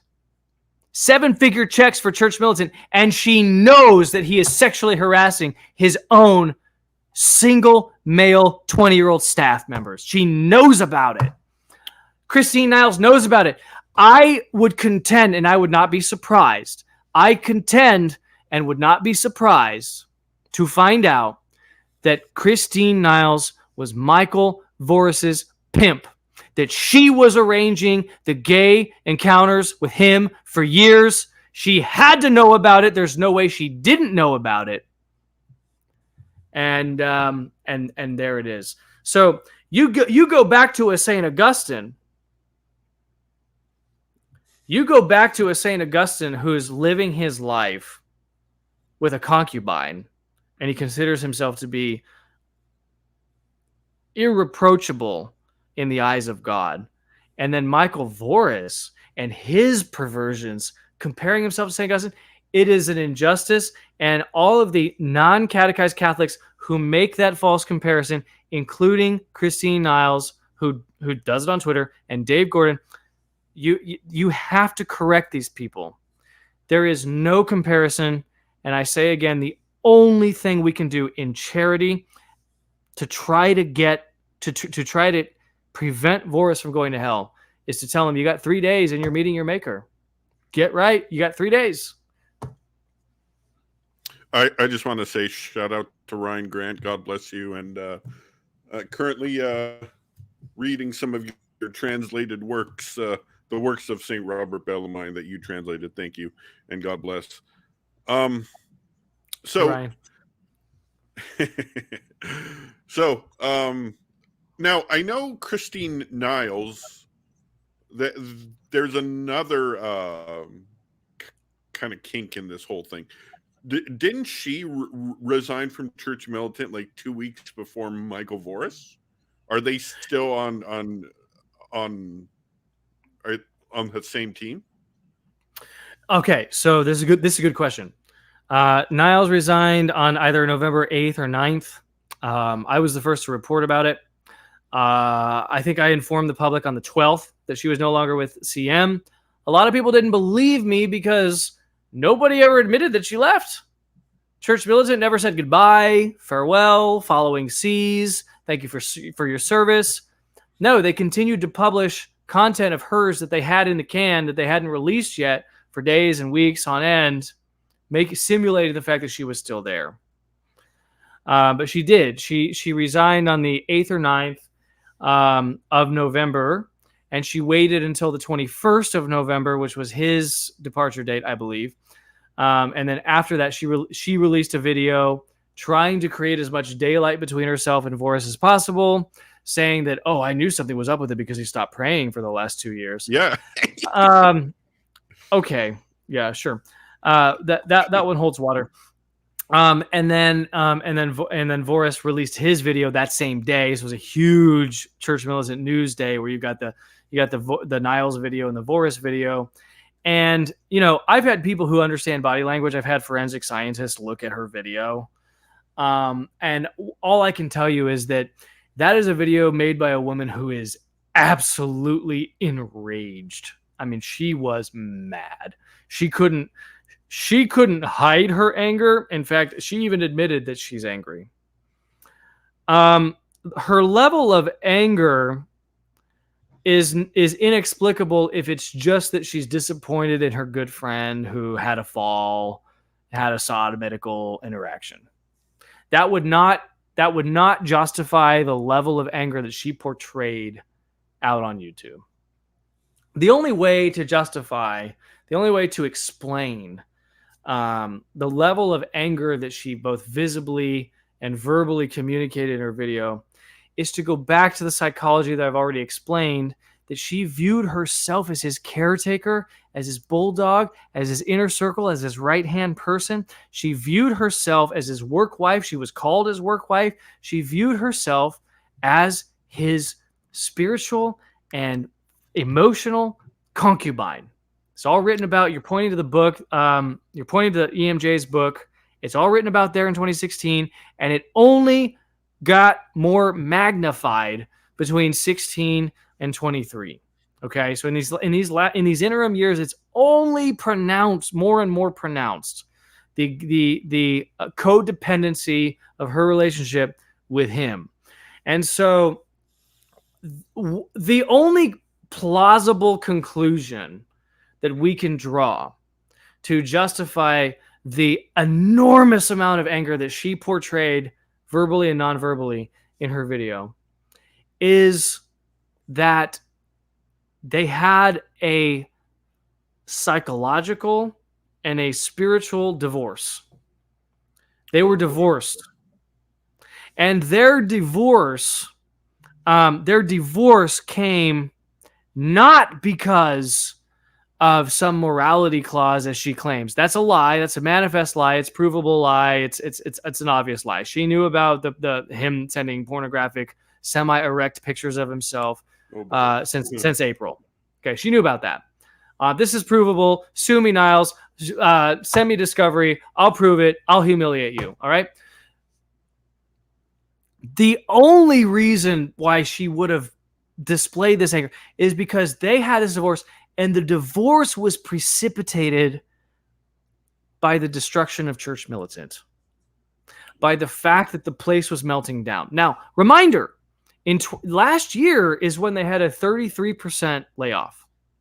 Last year is when they cut, or 2 years ago is when they cut everybody's health care out. Well, and just pause for a sec. For those who don't know, Church Militant is notorious for paying their people very small salaries, barely enough to live on. Right.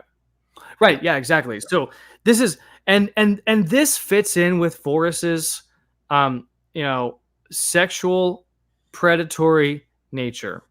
I'm going to get 21-year-old men who are single, who are on their parents' healthcare, and I'm going to bring them into Ferndale. I'm going to groom them. I'm going to harass them, and I'm going to see which one of them will sleep with me. And so not having benefits is one of the ways, and paying low wages is one of the ways that you assure you're not hiring family men, you're not hiring families, you're not hiring providers for Catholic families, and you're not hiring 35-year-olds, you're hiring 20-something-year-olds, because the only people who can afford to work for $20,000 a year and live in an apartment in Ferndale, Michigan, would be single men who are still on their parents' benefits. And so this was for sure part of the sexual grooming and the selection and the harassment and the predatory nature of Voris. And all of us who pointed it out, we could all see it. It's weird to have a news organization, so-called, of 65 human beings, where the face of the organization is a homosexual and a divorcee who are in their 50s and 60s respectively, and then an entire army of 20-year-old men. Where are the 30-year-olds? Where are the 40-year-olds? Where are the people? And so you look at Church Militant, and we all pointed this out. We're like, why are you platforming, these 20-year-old men? And why are they all good looking? And why are they all single? And why do they all travel with Michael Voris whenever he goes places? You look at it's not just a frivolous financial decision to fly 20 people down to Texas to set up an interview with, I don't know, pick your target, right? But it's weird that you want to travel in close quarters with 20 other young men who are your entourage. They're your sycophants. They're your, they're your groupies. It's not. It goes beyond just your standard narcissism, and it goes into what Jones describes as homonarcissism. Yep.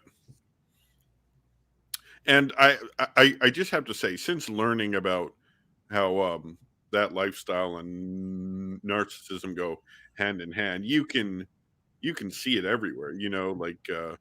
With actors on TV, with a certain ex-Catholic on Twitter who's now Eastern Orthodox. I won't say his name. You know who I'm talking about. Nasty fellow. Well, I won't say his name either, but Niles loves him. Niles defends him. Really? Because when you take on, again, I'll say the word one more time. When you take the fag-hag psychology on, you view yourself as the mother and the wife to the one type of man who cannot hurt you because he's not sexually interested in you. And so she defends him, this apostate, and she defends him in his apostasy. Vile apostate, too. A vile apostate. And he literally wears diapers. I mean, this is like something that he's admitted. He admits it. He brags about it. Right. It's like Voris all over again. Right. She loves Milo. And actually, if I could just say one thing about Milo Yiannopoulos, he may be one of the guys who can possibly escape that lifestyle. And I hope that he has and does. It seems like he's trying, and it seems like he's sincere. I don't know, I don't know what the future holds. I hope that he can get out of it. But she loves him too. She has a type. She only goes for the homosexual Catholic man. She will not support. She doesn't have any friends who are married men. She doesn't have any connections who are married men. And if she's attacking somebody online, it's either a cleric or it's a married man. I mean, that's just her archetypal personality. So yeah, she likes Scambria. I mean, she loves him. Sorry, I wasn't supposed to say his name. Maybe. No, that's fine. That's fine. It's Joseph Sciambra or Scambria. I don't know how to pronounce those Italian names, but yeah, that's who we're talking about. The extremely vile and nasty apostate out there. He blocked me after I told him his father would be ashamed of him. So, and he would, by the way. So, oh wow.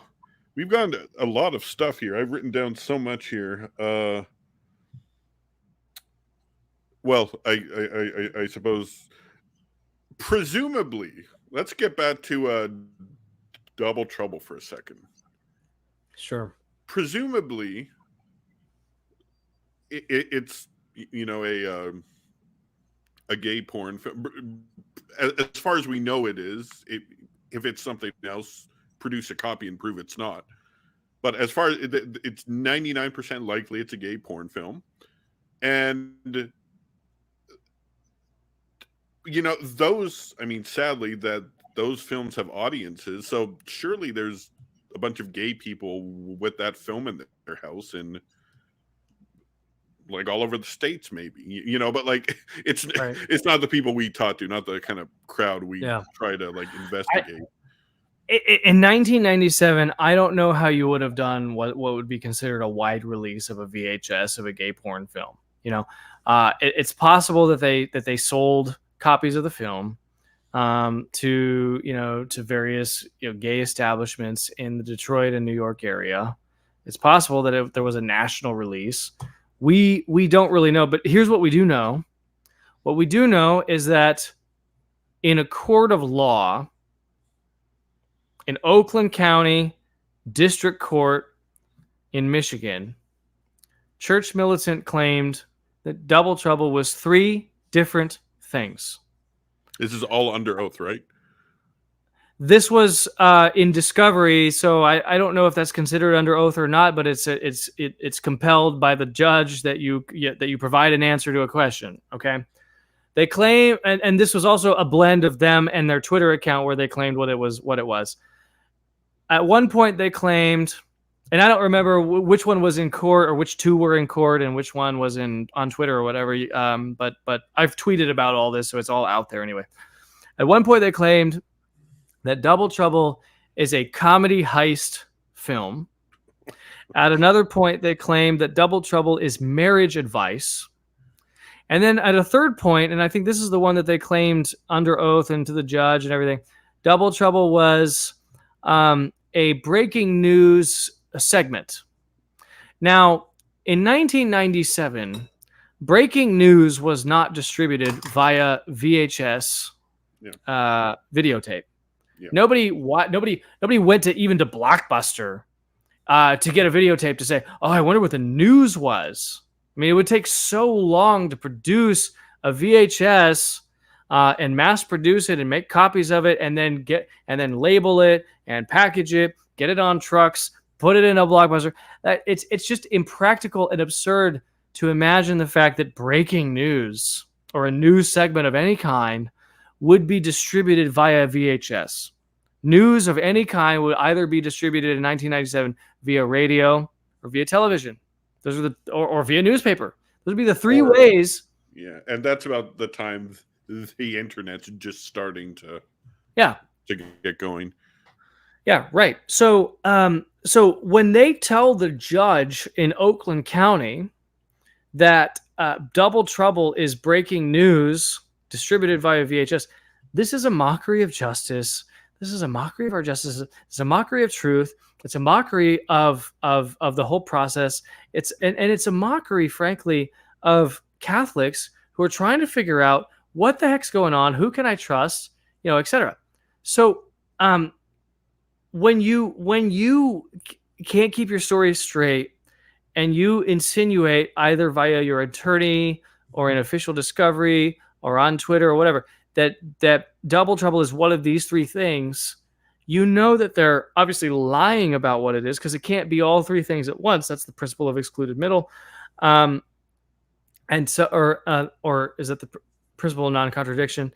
And so they're obviously lying about it. And the only reason they would lie about it is because they don't want you to know what it is. And they don't want you to know what it is because it is what it obviously is. Double Trouble is what it obviously is, Well, and so, but here's the thing. Double Trouble is the foundational stone of Church Militant. Double Trouble is the seed money of Concept Communications, and Concept Communications is Church Militant all the way up until 2017. So from 1997 to 2017, that's 20 years.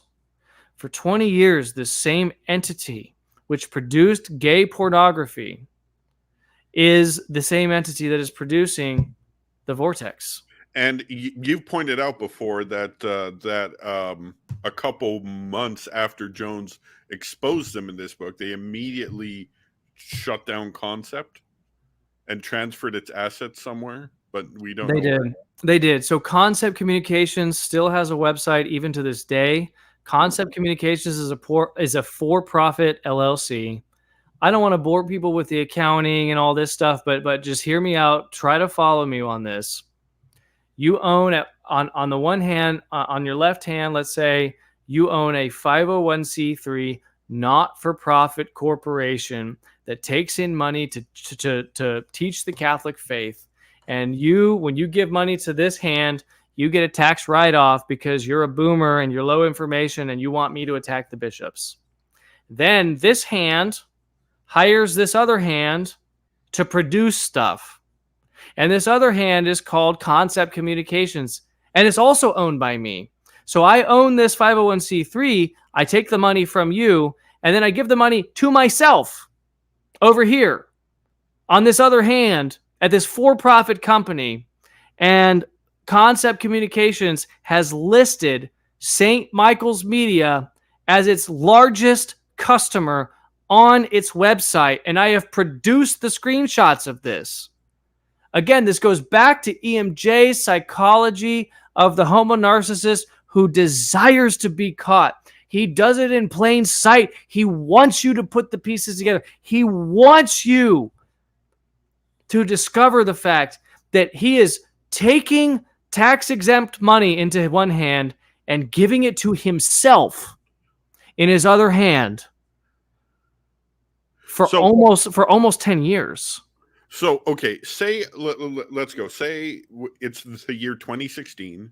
Say I'm an employee for Church Militant. Is my paycheck going to say Concept Communication? Is Concept paying me? We don't know the answer to that question, Alan, because we settled the lawsuit before I got the answer. As soon as I started asking the hard questions in discovery, as soon as I started demanding that they turn over their donor list, as soon as I was getting close to their donor list, as soon as I was getting close to their financial dealings with the for-profit and the dark money surrounding them, they settled the lawsuit. They protracted it for 18 months. They kept it going. They humiliated me. They buried me in discovery. They made it as expensive as possible. I told you all of that, sordid details. But as soon as I was this close to, and the judge was onto him. After the stunt they pulled with the camera crew at my deposition and all that stuff, the judge did something that is extraordinary in civil litigation. Typically when a judge rules on a motion, he either just says the motion is upheld or denied.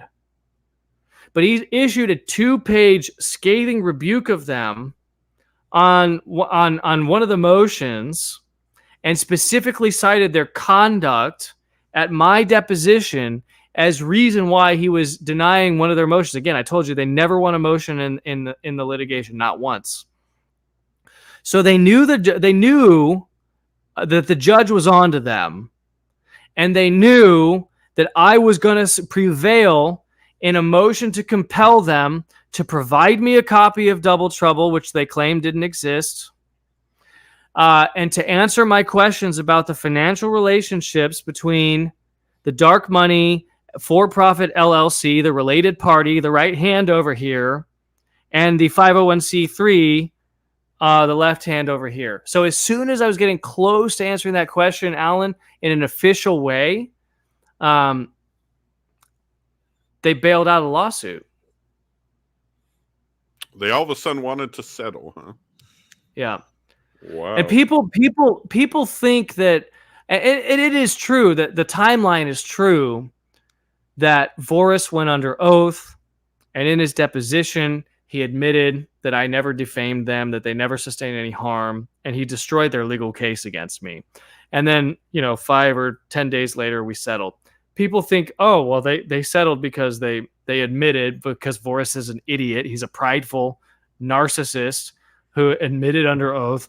He could only name one person that he could name 0 people who unsubscribed from them. He could name 0 donors who stopped giving to them because of me. He could name 0 harm because of me. He projected strength and claimed the Church Militant was better than ever. It wasn't. Even according to their quarterly filings, so that was perjury. But the only one person on earth that he claimed had changed his opinion about Michael Voris as a result of me was Bug Hall. Bug Hall's staying in my guest house right now. He baptized my kid the other day. He's been doing morning podcast with me on the Mike Church show or on the Crusade channel, Parrot Talk. Bug Hall doesn't like Voris, calls him a faggot, and this is in the record. Michael Voris, under oath, this is in the transcript that they even released, admits that the only person that I ever harmed from them was Bug Hall. Bug was never a subscriber. He never gave them any money. He never supported them in any way. He was interviewed by them exactly one time. And so he nuked his own legal case, and then they settled out. And it would appear to the untrained eye that they settled because Voris nuked their legal case. But they never had a legal case. And that never stopped them for 18 months.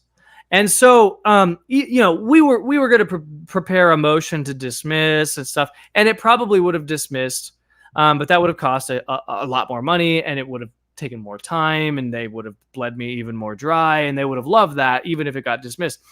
The real reason they settled is because they realized that the judge had their number, was onto them, knew what they were up to, and was going to grant any motion to compel that I ever wanted to file for them to provide discovery to me, which was helpful to me, providing evidence to me that would support the fact that I never defamed them. And some of that evidence included a copy of Double Trouble, a description of Double Trouble, and the financial relationship between Concept and Church Militant, which is St. Michael's Media. So it gets a little bit technical. It gets a little bit, like belt and suspenders and a little bit nerdy and stuff. But as I told you, the fact that I know networking and finance and film production, I'm the worst guy in the world for them to sue. Whoops. Yeah, no, they bit off more than they can chew, Niles and Voris by suing you, and that's it's I just want to read on Double Trouble. I just want to read a couple tweets. That thankfully I've got a guardian angel who texted me a couple of the tweets. So they tweeted out in May of 2022. Mike Parrott will be so disappointed when he discovers Double Trouble was a franchise piece featuring a licensed therapist offering marriage advice to couples. Okay. Now, in May of 2020, 2 years earlier, Church Militant tweeted that Double Trouble was a news feature that he produced in 1997. Anyone who says otherwise is lying.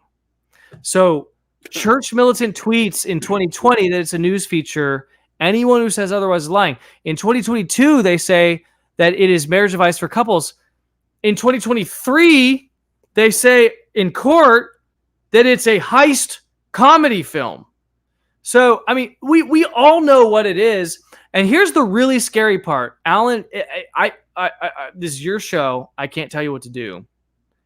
But if you happen to bring that registration back up for Double Trouble, I'm gonna drop another nuclear bomb on your audience that they have not ever heard. Just give me a moment.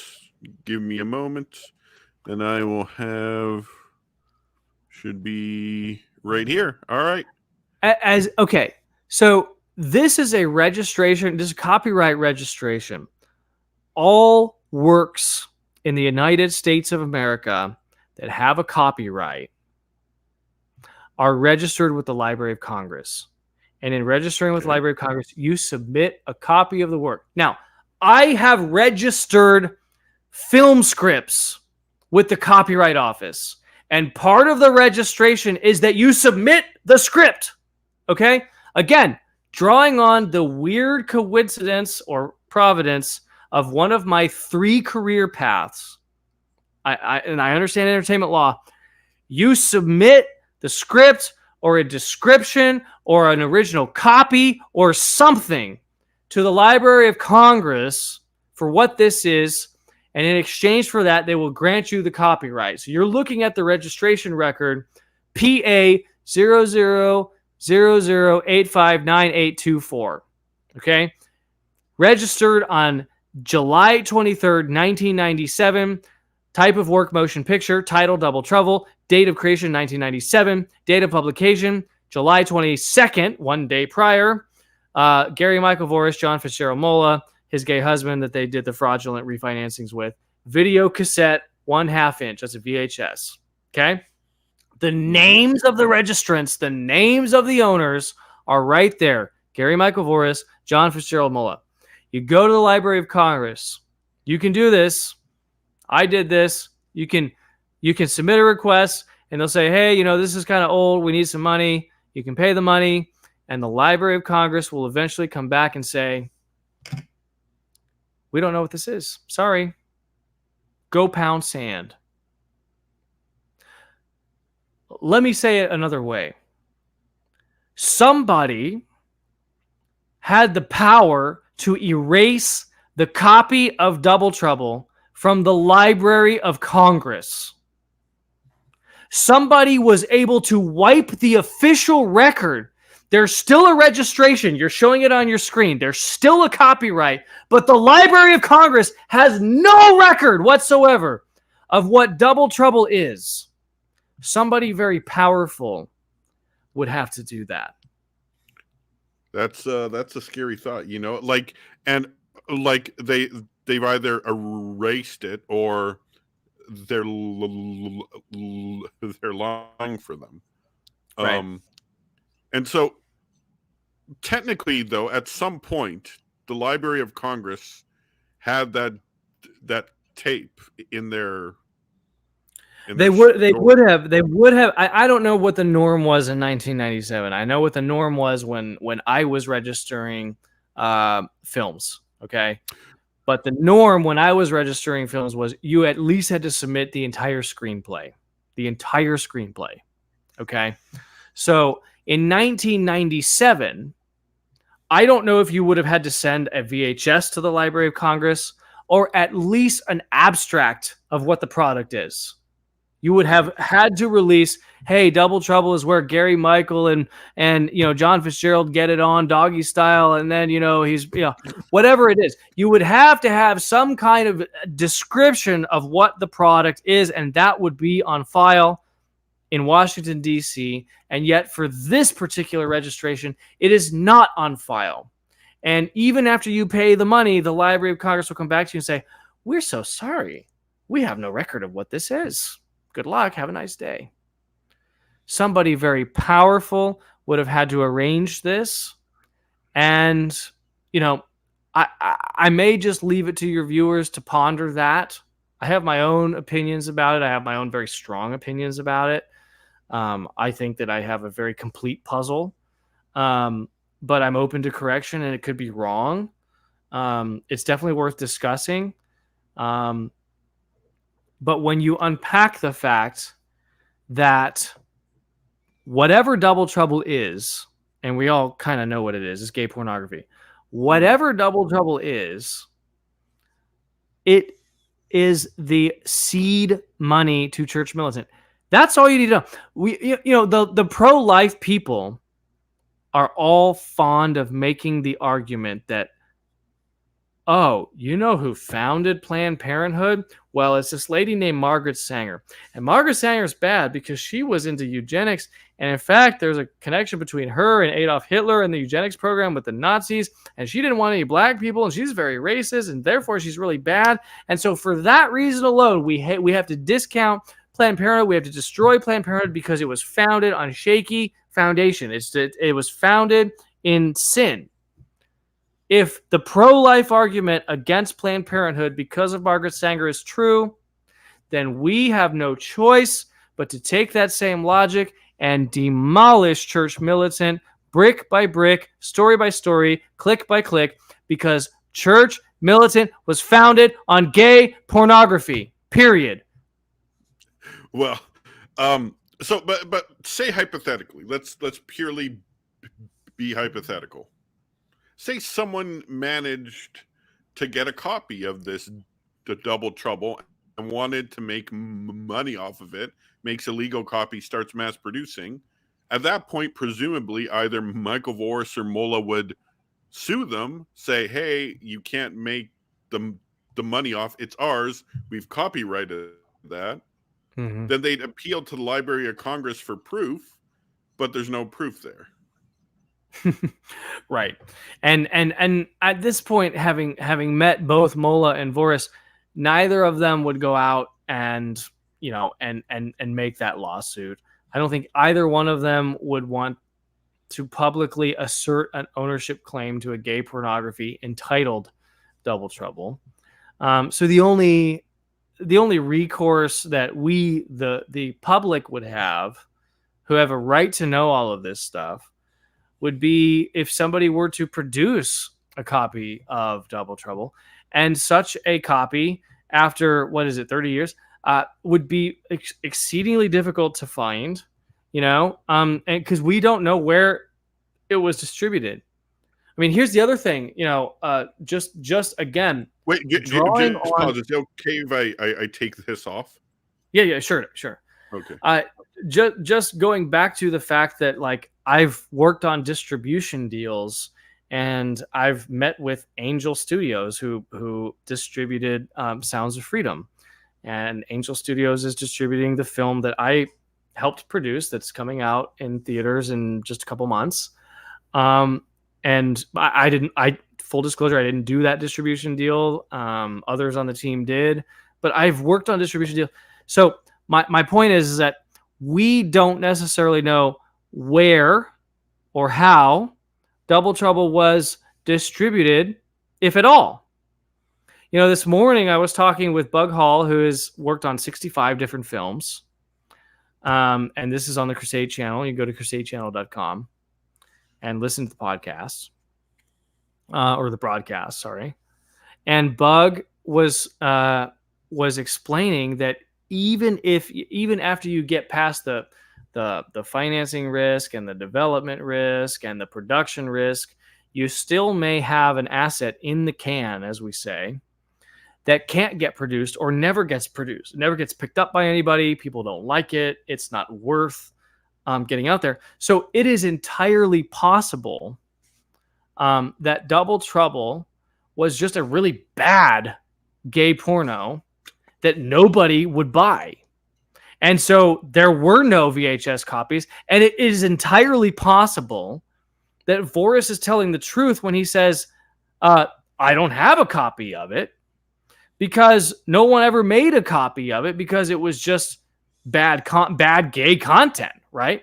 So there's I don't necessarily want people who are listening to the sound of my voice right now, who are maybe in the Detroit area or the New York City area, to go to like the seedy, disgusting, like gay porn, vintage shops looking for VHSs, looking for Double Trouble, because it may not even exist there. Just because you got past development risk and financing risk and production risk doesn't mean you got past distribution risk. And so I don't necessarily think that people should spend a lot of time trying to obtain a copy of it. Not only for the fact that watching gay porn is a mortal sin, you don't need to do it. You don't want to implant those images into your imagination, custody of the eyes and all that. But also because there may not be any copies. And it may just be that Michael Voris and John Fitzgerald Mola only ever produced one gay porn and not multiple, because the first one they produced was so god awful that nobody would buy it. And it could be that it was just a financial loss. And that could be the truth about Double Trouble. And so that's why I said, look, Sound of Freedom sat on a shelf for 7 years before it was produced. Okay. Yeah, that's true. Dallas Buyers Club, which won the Academy Award for Best Picture, took 11 years to make. This film that's coming out that I was involved with, that I was up in upstate New York for years ago, will finally come out 4 years after we made it. So there's a chance, again, that this thing got shelved because Voris just was not a very talented gay porn producer. And maybe that's why he channeled his energy into becoming a Catholic grifter. Maybe he made the calculus that okay, I don't have a future in gay pornography, even though I'm a jacked bodybuilder and whatever. Nobody will buy this thing. So maybe I should just grift the thing that my mother always wanted me to grift, which is the Catholic faith. And that's why he took Concept Communications, which produced the gay porn, and repackaged it and repurposed it for grifting of the Catholic faith. Well, it's obvious he made Concept to sell Double Trouble. Like obviously say it was successful and they made a lot of money, that they'd use Double Trouble as their gay porn business. But keep in mind, it got turned into Church Militant in what year? I don't have the timeline memorized, but I do know that it became Real Catholic TV right around the time that Mark Bramer got involved, which would have been 07, 08. Okay, so around that time, it gets changed from Concept to so Concept still existed. Presumably, it was doing something, or was it just lying dormant? And Michael Voris decides to be a Catholic grifter, and it's like, oh yeah, I still got this company I use for my porn movie. I can use that to. So I guess maybe that was. I mean, look, I mean, you know, the history of the entity and whatever other nefarious activities that Concept was engaged in between 97 and 2007, that 10-year period is a mystery. It's a mystery. I would consider myself to be one of the world experts on Michael Voris and Church Militant. For better or for worse, I was forced into it, whatever. I have no knowledge of what Concept did or didn't do in between 1997 and 2007. And Michael Voris would be the last person on earth to tell you what Concept was doing with all of its camera, sound, electrical, lighting, editing, software, equipment between 1997 and 2007.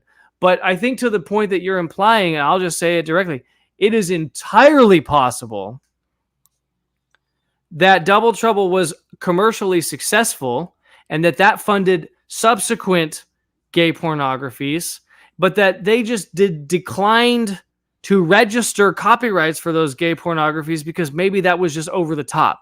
It could have been that as beginners, as newbies in the gay porn industry, they thought that it was normal to go and get a copyright on it and whatever.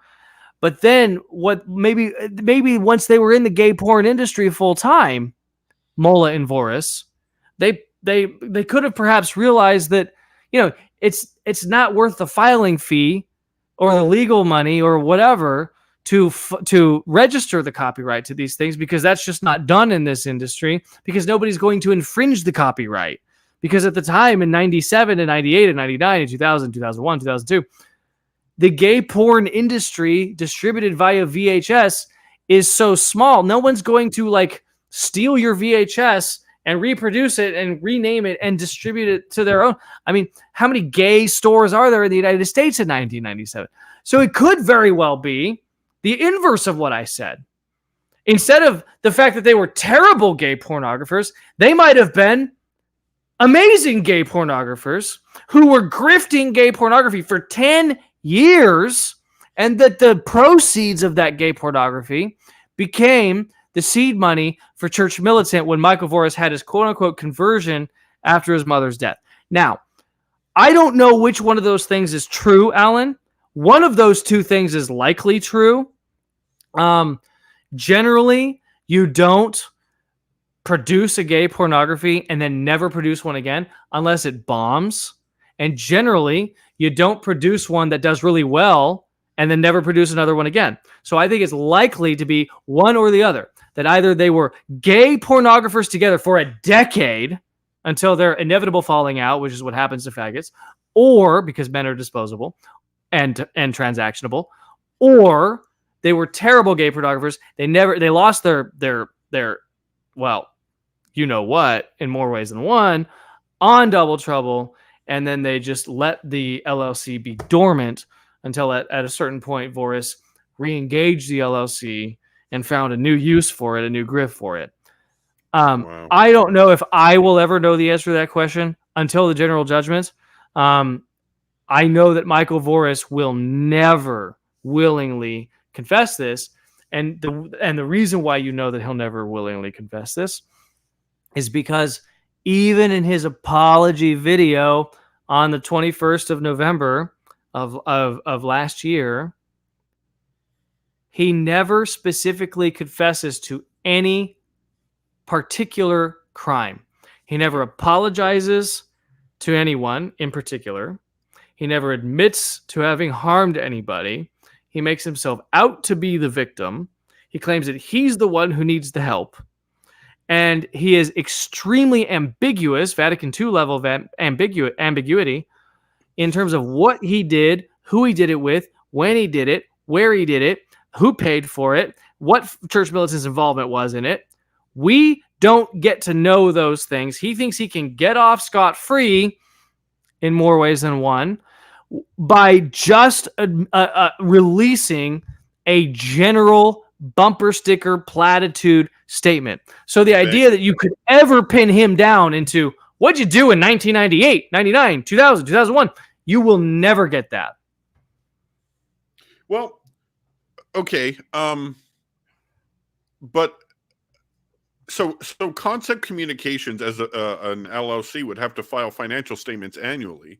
And keep in mind, Michael Voris as a person, like say his porn company was successful, he'd obviously pay himself. He'd write checks to himself. So his tax return, if he'd have to file tax returns. Oh, I got 50,000 this year from Concept. Right. So I mean, presumably there's paper trail somewhere. Like it might be without like somewhere beyond our reach, like in a government vault. Yeah, And well, like, look, I mean, that's true. The IRS would have records of it, and the state of Michigan would have records of it, because when there's an income tax in the state of Michigan, so you would have a filing to the state, and then you would have a filing to the feds, and that's all true. But the beauty of private ownership of companies in the United States is that your financials, even if you file them with the government, unless there's a leak from the government, is those financials are never publicly available. And so, I mean, and you're right. And his tax returns would demonstrate some income, if any income did exist from his gay pornography days. Michael Voris, the gay pornographer. But those tax returns are also privileged, and only Trump's tax returns get leaked. But Michael Voris's tax returns are never going to get leaked. So the only way that you could get this information is if a judge compelled it.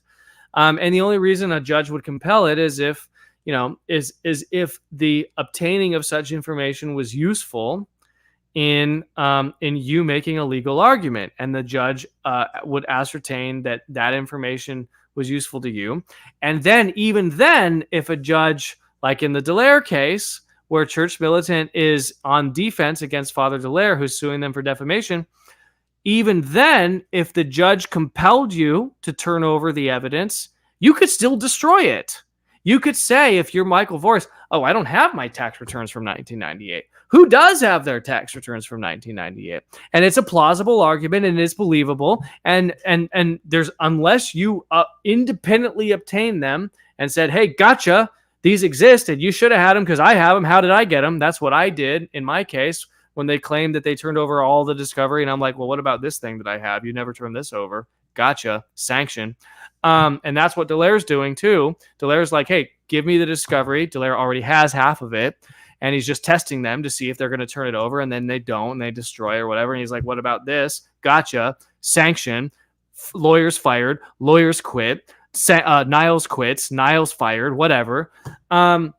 So I think, Alan, unfortunately, in this life, there won't always be justice, and Voris is going to get away with it. He's going to get away with the fact that he probably was a gay pornographer for an entire decade, from 97 to 2007. He's probably going to get away with that. And he will hide behind the argument of, I don't have my tax returns for 2007. And no civil judge, maybe a criminal judge would do this, I don't know, but no civil judge would then subpoena the IRS and say, okay, this guy says he doesn't have his tax returns. IRS, you probably have them. Give them to me. You know what I mean? That's just never going to happen.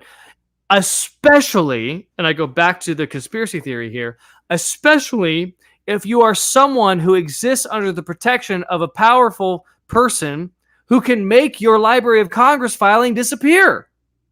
If you can make your Library of Congress filing disappear, couldn't you make your tax returns disappear? Couldn't you make your concept filings disappear?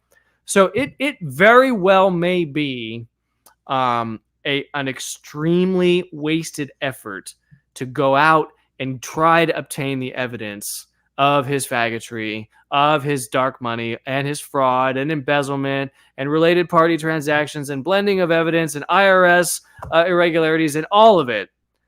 And so the only thing you can say is, this guy's a corrupt criminal. And I know this not only because he's a sodomite, but because I have all of these smoking guns.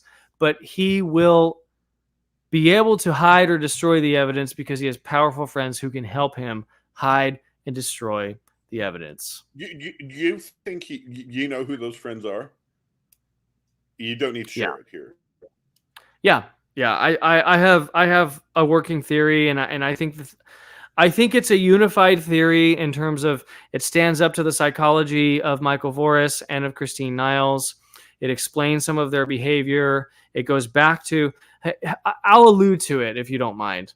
I will allude to the fact if you can regress a few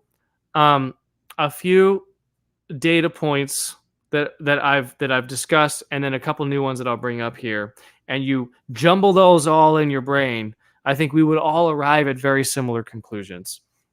First off, you have an attack organization that is going after some people, but not everybody, who are committing very similar crimes. Okay, so you have what's called kind of like selective prosecution, where Church Militant is going to go after one bishop for being gay, but not another bishop for being gay. And they're both equally gay. And everybody knows that they're both equally gay, but only one gets the vortex treatment, and then the other one sort of gets a pass, right? So you have unequal application of Voris's injustice, right?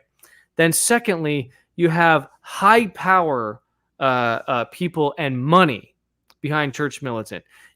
All you have to do is you go in to their 501c3, go into their 501c4, add up how much revenue they have earned and spent over the last however many years, and you will find that they have earned and spent millions, tens of millions of dollars. Okay? No 501c3 of that size, of that sophistication, of that magnitude, who's bringing in tens of millions of dollars, is disconnected from the levers of power. All right? Thirdly, you realize that, like, American clerics and the Vatican and high-ranking clerics around the world are extremely close in this small network of World Economic Forum type people. You get the Library of Congress thing, which is direct evidence of powerful forces covering for Voris's past. And then fourthly, you look at the fact that throughout history in sort of, in intelligence and in counterintelligence operations, homosexuals are the best people to run as sources or as fronts or as assets, because they're completely and totally compromised morally.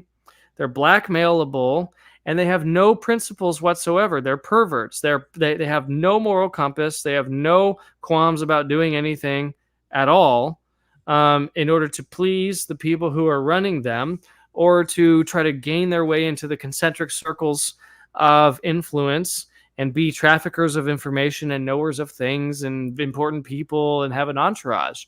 So you can run this guy by appealing to his pride on the one hand. You got the carrot and the stick, right? You got the carrot of appealing to his pride and saying, hey, Michael, you're a consummate insider. I am your Vatican source, and I'm going to tell you what's really going on. And, we at the Vatican, we're very concerned about that SSPX, that group of those Lefebvrites.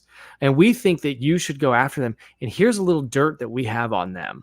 consider yourself lucky because we're not giving this to any other news organization. We're giving it to you, Michael, because you're special and you're so good at what you do. You're such a good newsman, and we know you're going to do the right thing with this information.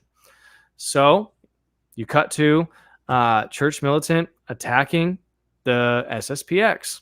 And could it be that their dollars are behind it? Could it be that Opus Dei is behind it? Could it be that the Vatican's behind it? Could it be the politicians or the FBI is behind it?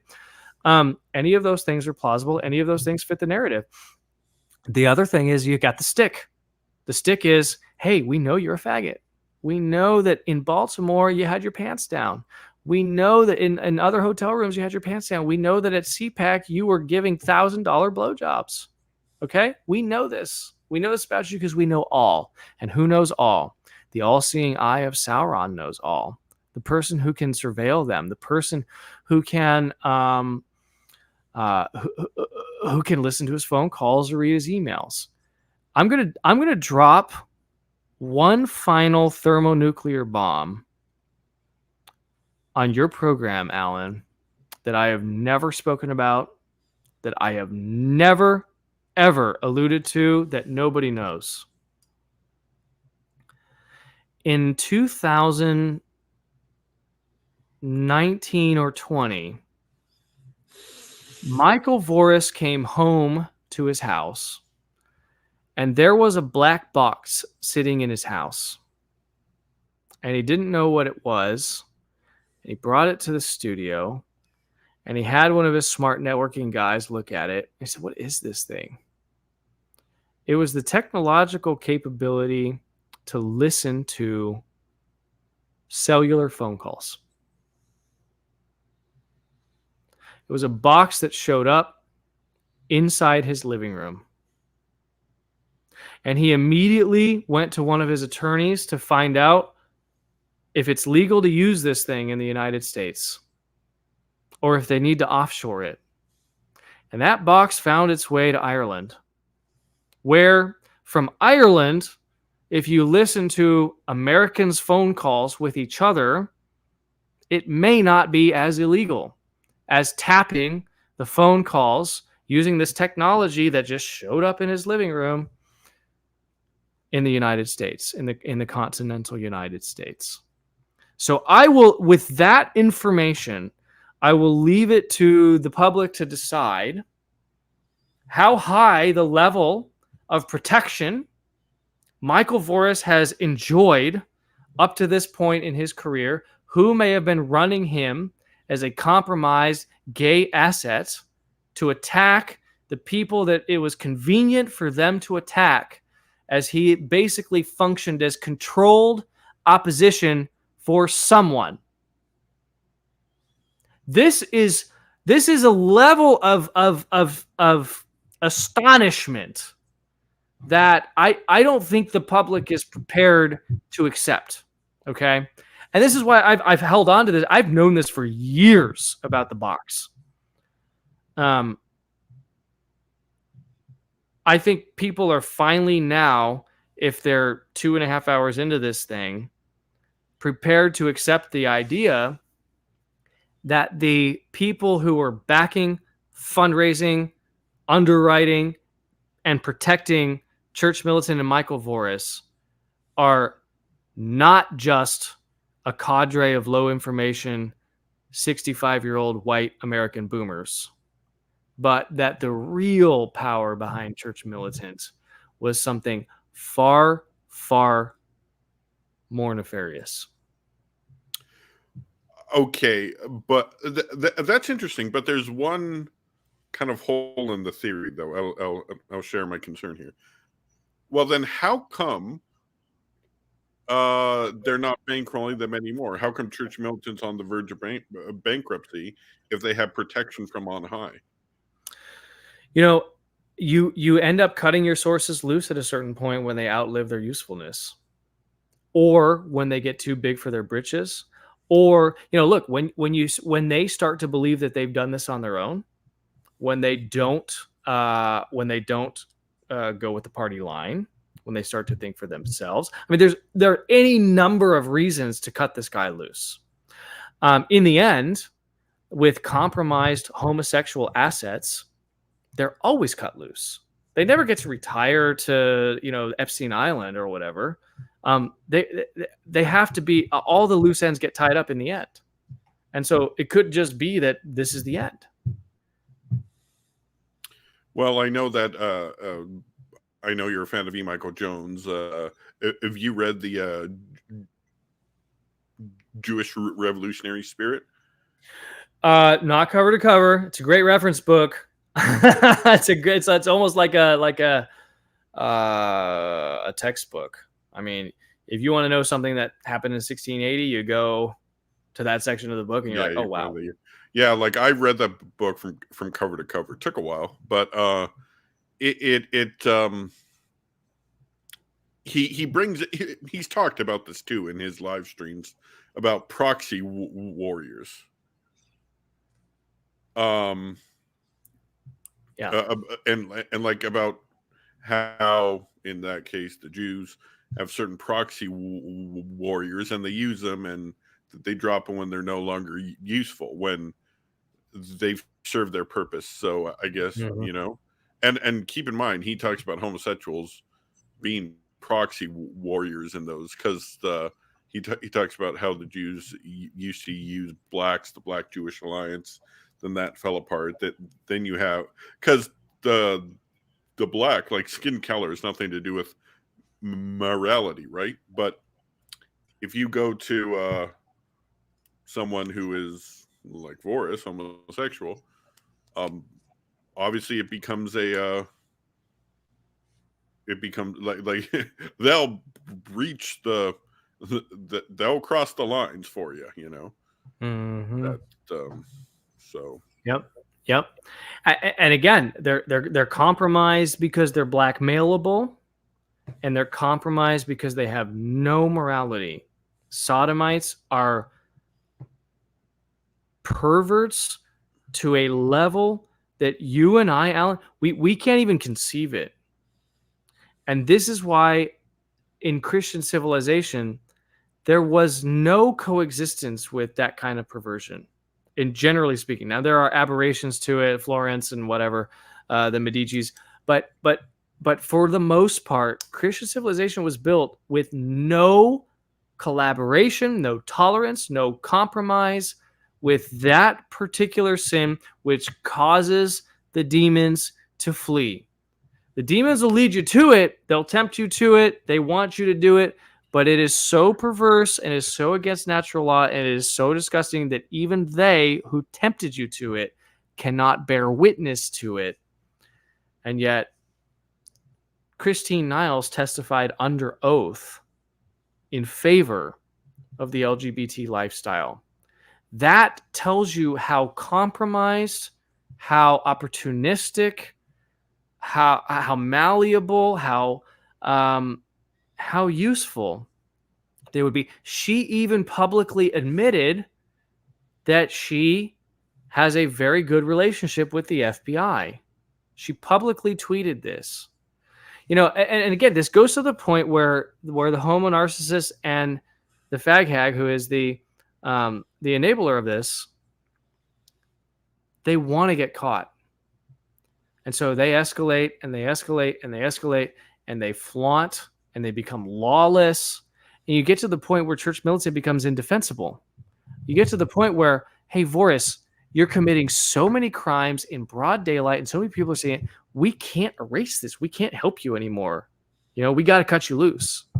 And I could see that as being, literally the reason why whatever protection they enjoyed from their foundation and their inauspicious start to their grandiose, 70 people working for them with, $400,000 a month in payroll. And how are they even raising that? Because no one's clicking on their stuff. They get 10,000 views on YouTube. I get 10,000 views on YouTube. I can't support 70 people with RTF. I can't even support one person with RTF. So there's always been this disparity between what their viewership and audience is and what their overhead is. And the moment I get close to finding out what the real money is and who's funding them, they settle out and they run away and they say, okay, we're done with the court. You know, I mean, again, the theory holds. So let's just talk about. Let's aim to wrap this up at the 3-hour mark, because that's a good. I don't think people watch more than 3 hours on YouTube, but I know me, because I listen to the long Matt Fradd ones, but I don't think I could do much more. Double Trouble. So that could be a mass-produced tape. It could be just so that there could be thousands of tapes everywhere. Or there could just be the original master copy in a safe in Michael Voris's basement somewhere. The truth is, we don't know, because his life is a mystery from those 10 years, essentially. Like, we know his mortgage fraud. But I don't know. To be honest, Mike, I think this is all going to come out eventually. I'll tell you why. Who knows who knew that Jones could get as much information as he did? Now, he got a lot. He got a lot. It's amazing how much he got, and he knows how to look. And there's other people who know how to look too. And I think in a comedy of errors, this will whole come out. Someone will eventually get a copy of this Double Trouble. And I don't know what's going to happen then, but at that point, I don't think it'll matter, because he'll be so disgraced. Like, he's planning to come back, right? But I don't know. You can fool people only so many times. Yeah, I mean, you're right about that. But to play devil's advocate just briefly, we live in a culture of goldfish. Nobody remembers anything. Nobody has any memory. Nobody holds grudges. Nobody even remembers the biggest stories of 2023. We have to like rehash it out. I mean, if I say there were fires, COVID. Yeah, I mean, there were fires in Maui, and there were lasers, and there were blue roofs and blue umbrellas that didn't burn and stuff. I say that right now, and most people are like, "Oh yeah, that did happen. I totally forgot about that," because our brains have been destroyed by social media and prolonged interactions with electronics, and we haven't cultivated the virtue of memory. We don't reflect on anything anymore, or take prudence or very seriously, like take counsel or reflection or meditation or any of the ways to grow in prudence generally, or memory, which is some virtue thereof. And so I just kind of think, and then there's this other twin evil of the misgendering of charity, which so many Catholics will say, well, we got to be charitable to Michael Voris and let him make a comeback and believe that he's straight and give him the benefit of the doubt, and you stop being so mean and stop holding a grudge and let him come back to Church Militant. He founded it after all, and it's justice and all this stuff. So you'll hear this misapplication of principles and theological virtues and moral virtues, and you're going to hear that, and you're going to see an army of supporters, especially amongst the barely catechized, who have no memory of what he's done, who have no knowledge of the misdeeds, the fraud, and how many lives have been destroyed by Michael Voris, how many anuses have been destroyed by Michael Voris.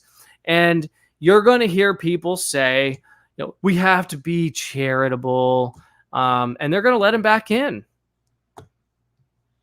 Wow.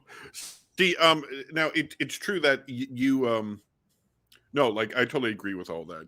There's it may not be as many at the start, but yeah, no, it can.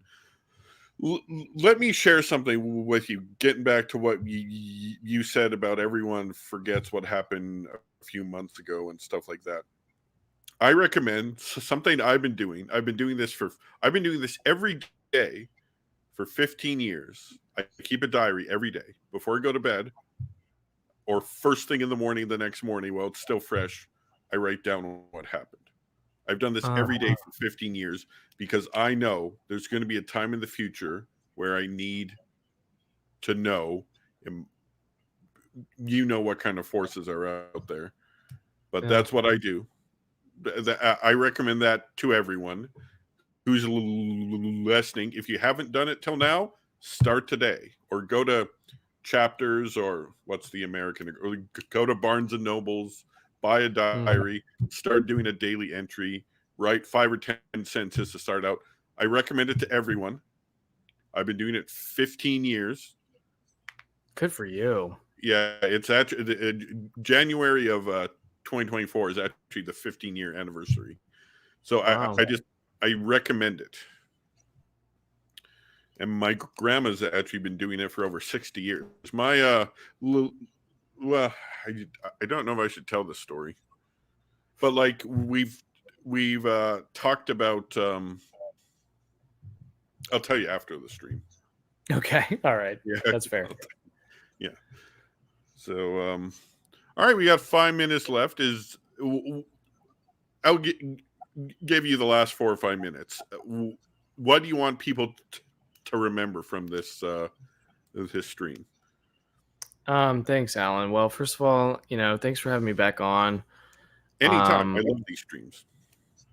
Well, I do too. I mean, this was the last time you had me on, you had somebody very generously from your audience sent me a pretty sizable donation to help defray my legal costs, and I really appreciate that. As of right now, I mean, I won't go into the numbers, and I'm not doing this for that. In fact, I don't even have a Give, Send, Go set up anymore. It's expired, and I haven't renewed it, and I just don't think that. I think people have fatigue from the thing, and whatever else.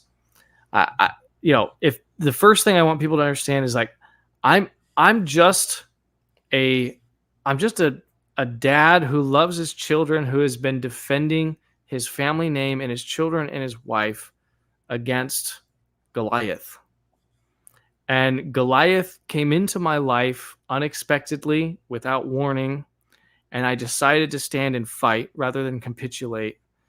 And that decision has directly led to the death of Goliath. And it's not anything that I have done. I didn't bring them into my life. I didn't engineer this whole thing. I was never on a crusade to destroy Church Militant. I never had really a beef with them. But that certainly has been the case. Unfortunately, I've left the battlefield extremely wounded, without employment for a protracted amount of time, a 6-figure lawsuit, tens of thousands of dollars in debt still from the lawsuit,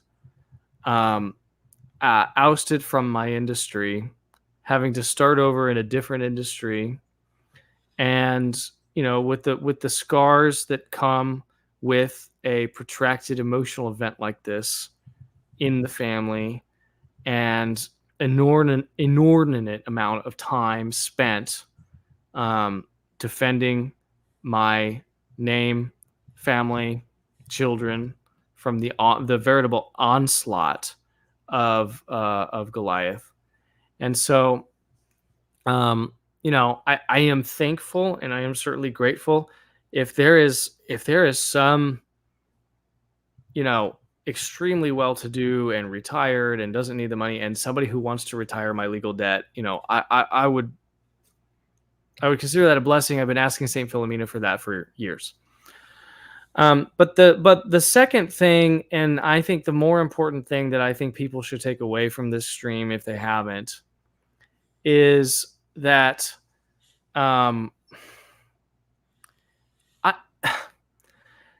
a lot of people have said, hey, Mike, you beat them, or you vanquished them, or thank you, you got rid of Church Militant, you defeated Church Militant, you defeated Michael Voris and Christine Niles, and again, I think he might come back. He's like the Hydra, and we got to cut all 3 of his heads off.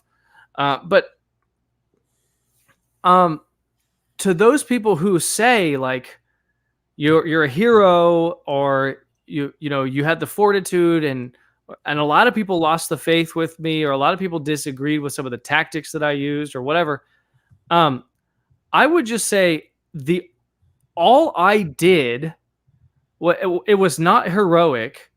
it was just following the principles, and those principles are laid out pretty aptly by Father Ripperger.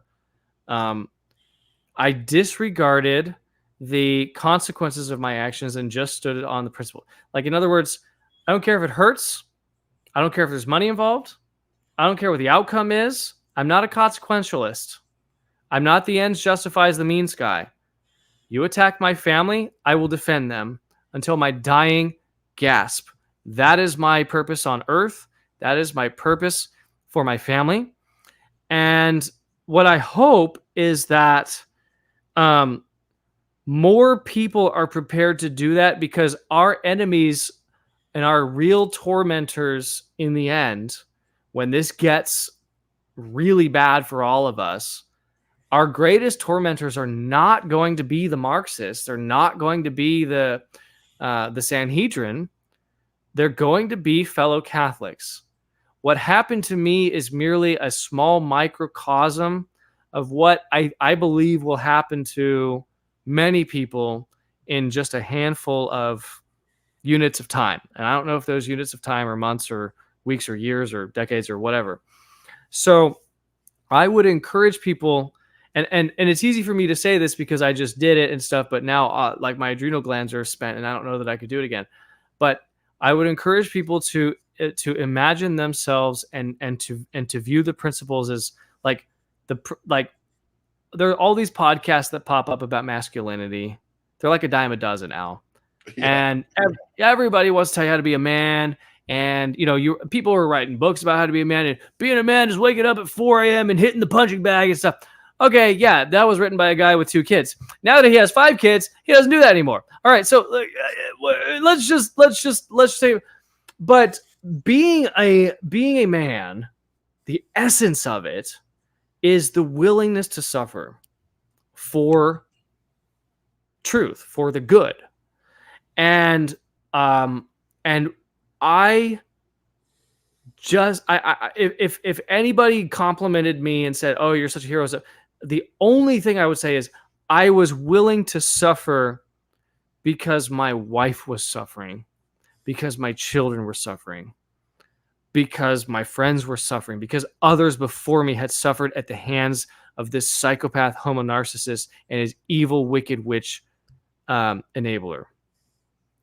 And I think that the willingness to suffer separates the boys from the men. And I think that that I'll be called to do it again. And I don't look forward to it. I don't want it. I don't invite it. I don't pray for it. I don't ask God for it. But I think that it will happen again to me. And I don't think it will happen again to you. I don't think it will happen to you, Al. I think it will happen to Ryan Grant again, even though Ryan has suffered so much. He's in the chat. I think all of us in the end are going to suffer. And we're going to suffer at the hands of people like Church Militant. They will be our greatest tormentors. The final thing that I will say is that we all have a duty in justice and in charity to prevent the comeback of Michael Voris. Amen. Amen. Well, I just want to say, first of all, Mike, thanks for coming on again. God bless you. You're a warrior for Christ. And the amount of good stuff you do. I love your channel to this day. It's so much good stuff. And I just want to say in the chat, Ryan, I'm reading so much of the stuff you translate. Just God bless the work you do. And God bless everyone who watches. This is my highest viewed live stream of all time. I knew what the record was going in. It's not huge, but keep in mind, I have a fairly small channel. At one point, we got to 63. That's the highest I've ever gotten. Prior to that, the top one was the live stream I did the day of Traditionis Custodes, and I didn't get nearly this much. And this has been for 3 hours. Like right now, we got 54 people. So thank you all for watching. Subscribe to my channel and like the video. And I hope everyone has a new year. I started 2024. The first words of most people in a new year are Happy New Year. I decided not to do that. I said Jesus is king. Those were my first words of this year. And if you didn't do it, if you didn't do it this year, make sure you do it next year. So you start the year saying Jesus is king. And and the 3 days, we're only 3 days into the year, but it's been a great year for me spiritually and so well. And it's been no, sorry, not the Father James, but let's do some more of those. I've read some more Star Wars books. Oh, whoops. There, yeah. And it's been such a blessing. So it's a good year. Make sure to live this year for God fully, and we will do it. And the villains will be brought to justice in this life or the next or both. And I think eventually we will learn the whole truth about Gary Michael Voris one day. No, I'm not on Rumble, but I might have to be eventually because I might get kicked off of YouTube for videos like this. We've used some. But yeah, the first thing I'm going to do as soon as I end the live stream, I'm going to download this because I've seen some people in the chat. They might be some agents of a certain someone, and they might try to report the video. But it's all going to be recorded, so don't worry. All right. Thanks for watching, and I'm going to kill the stream now. And goodbye, and God bless all of you. Happy New Year.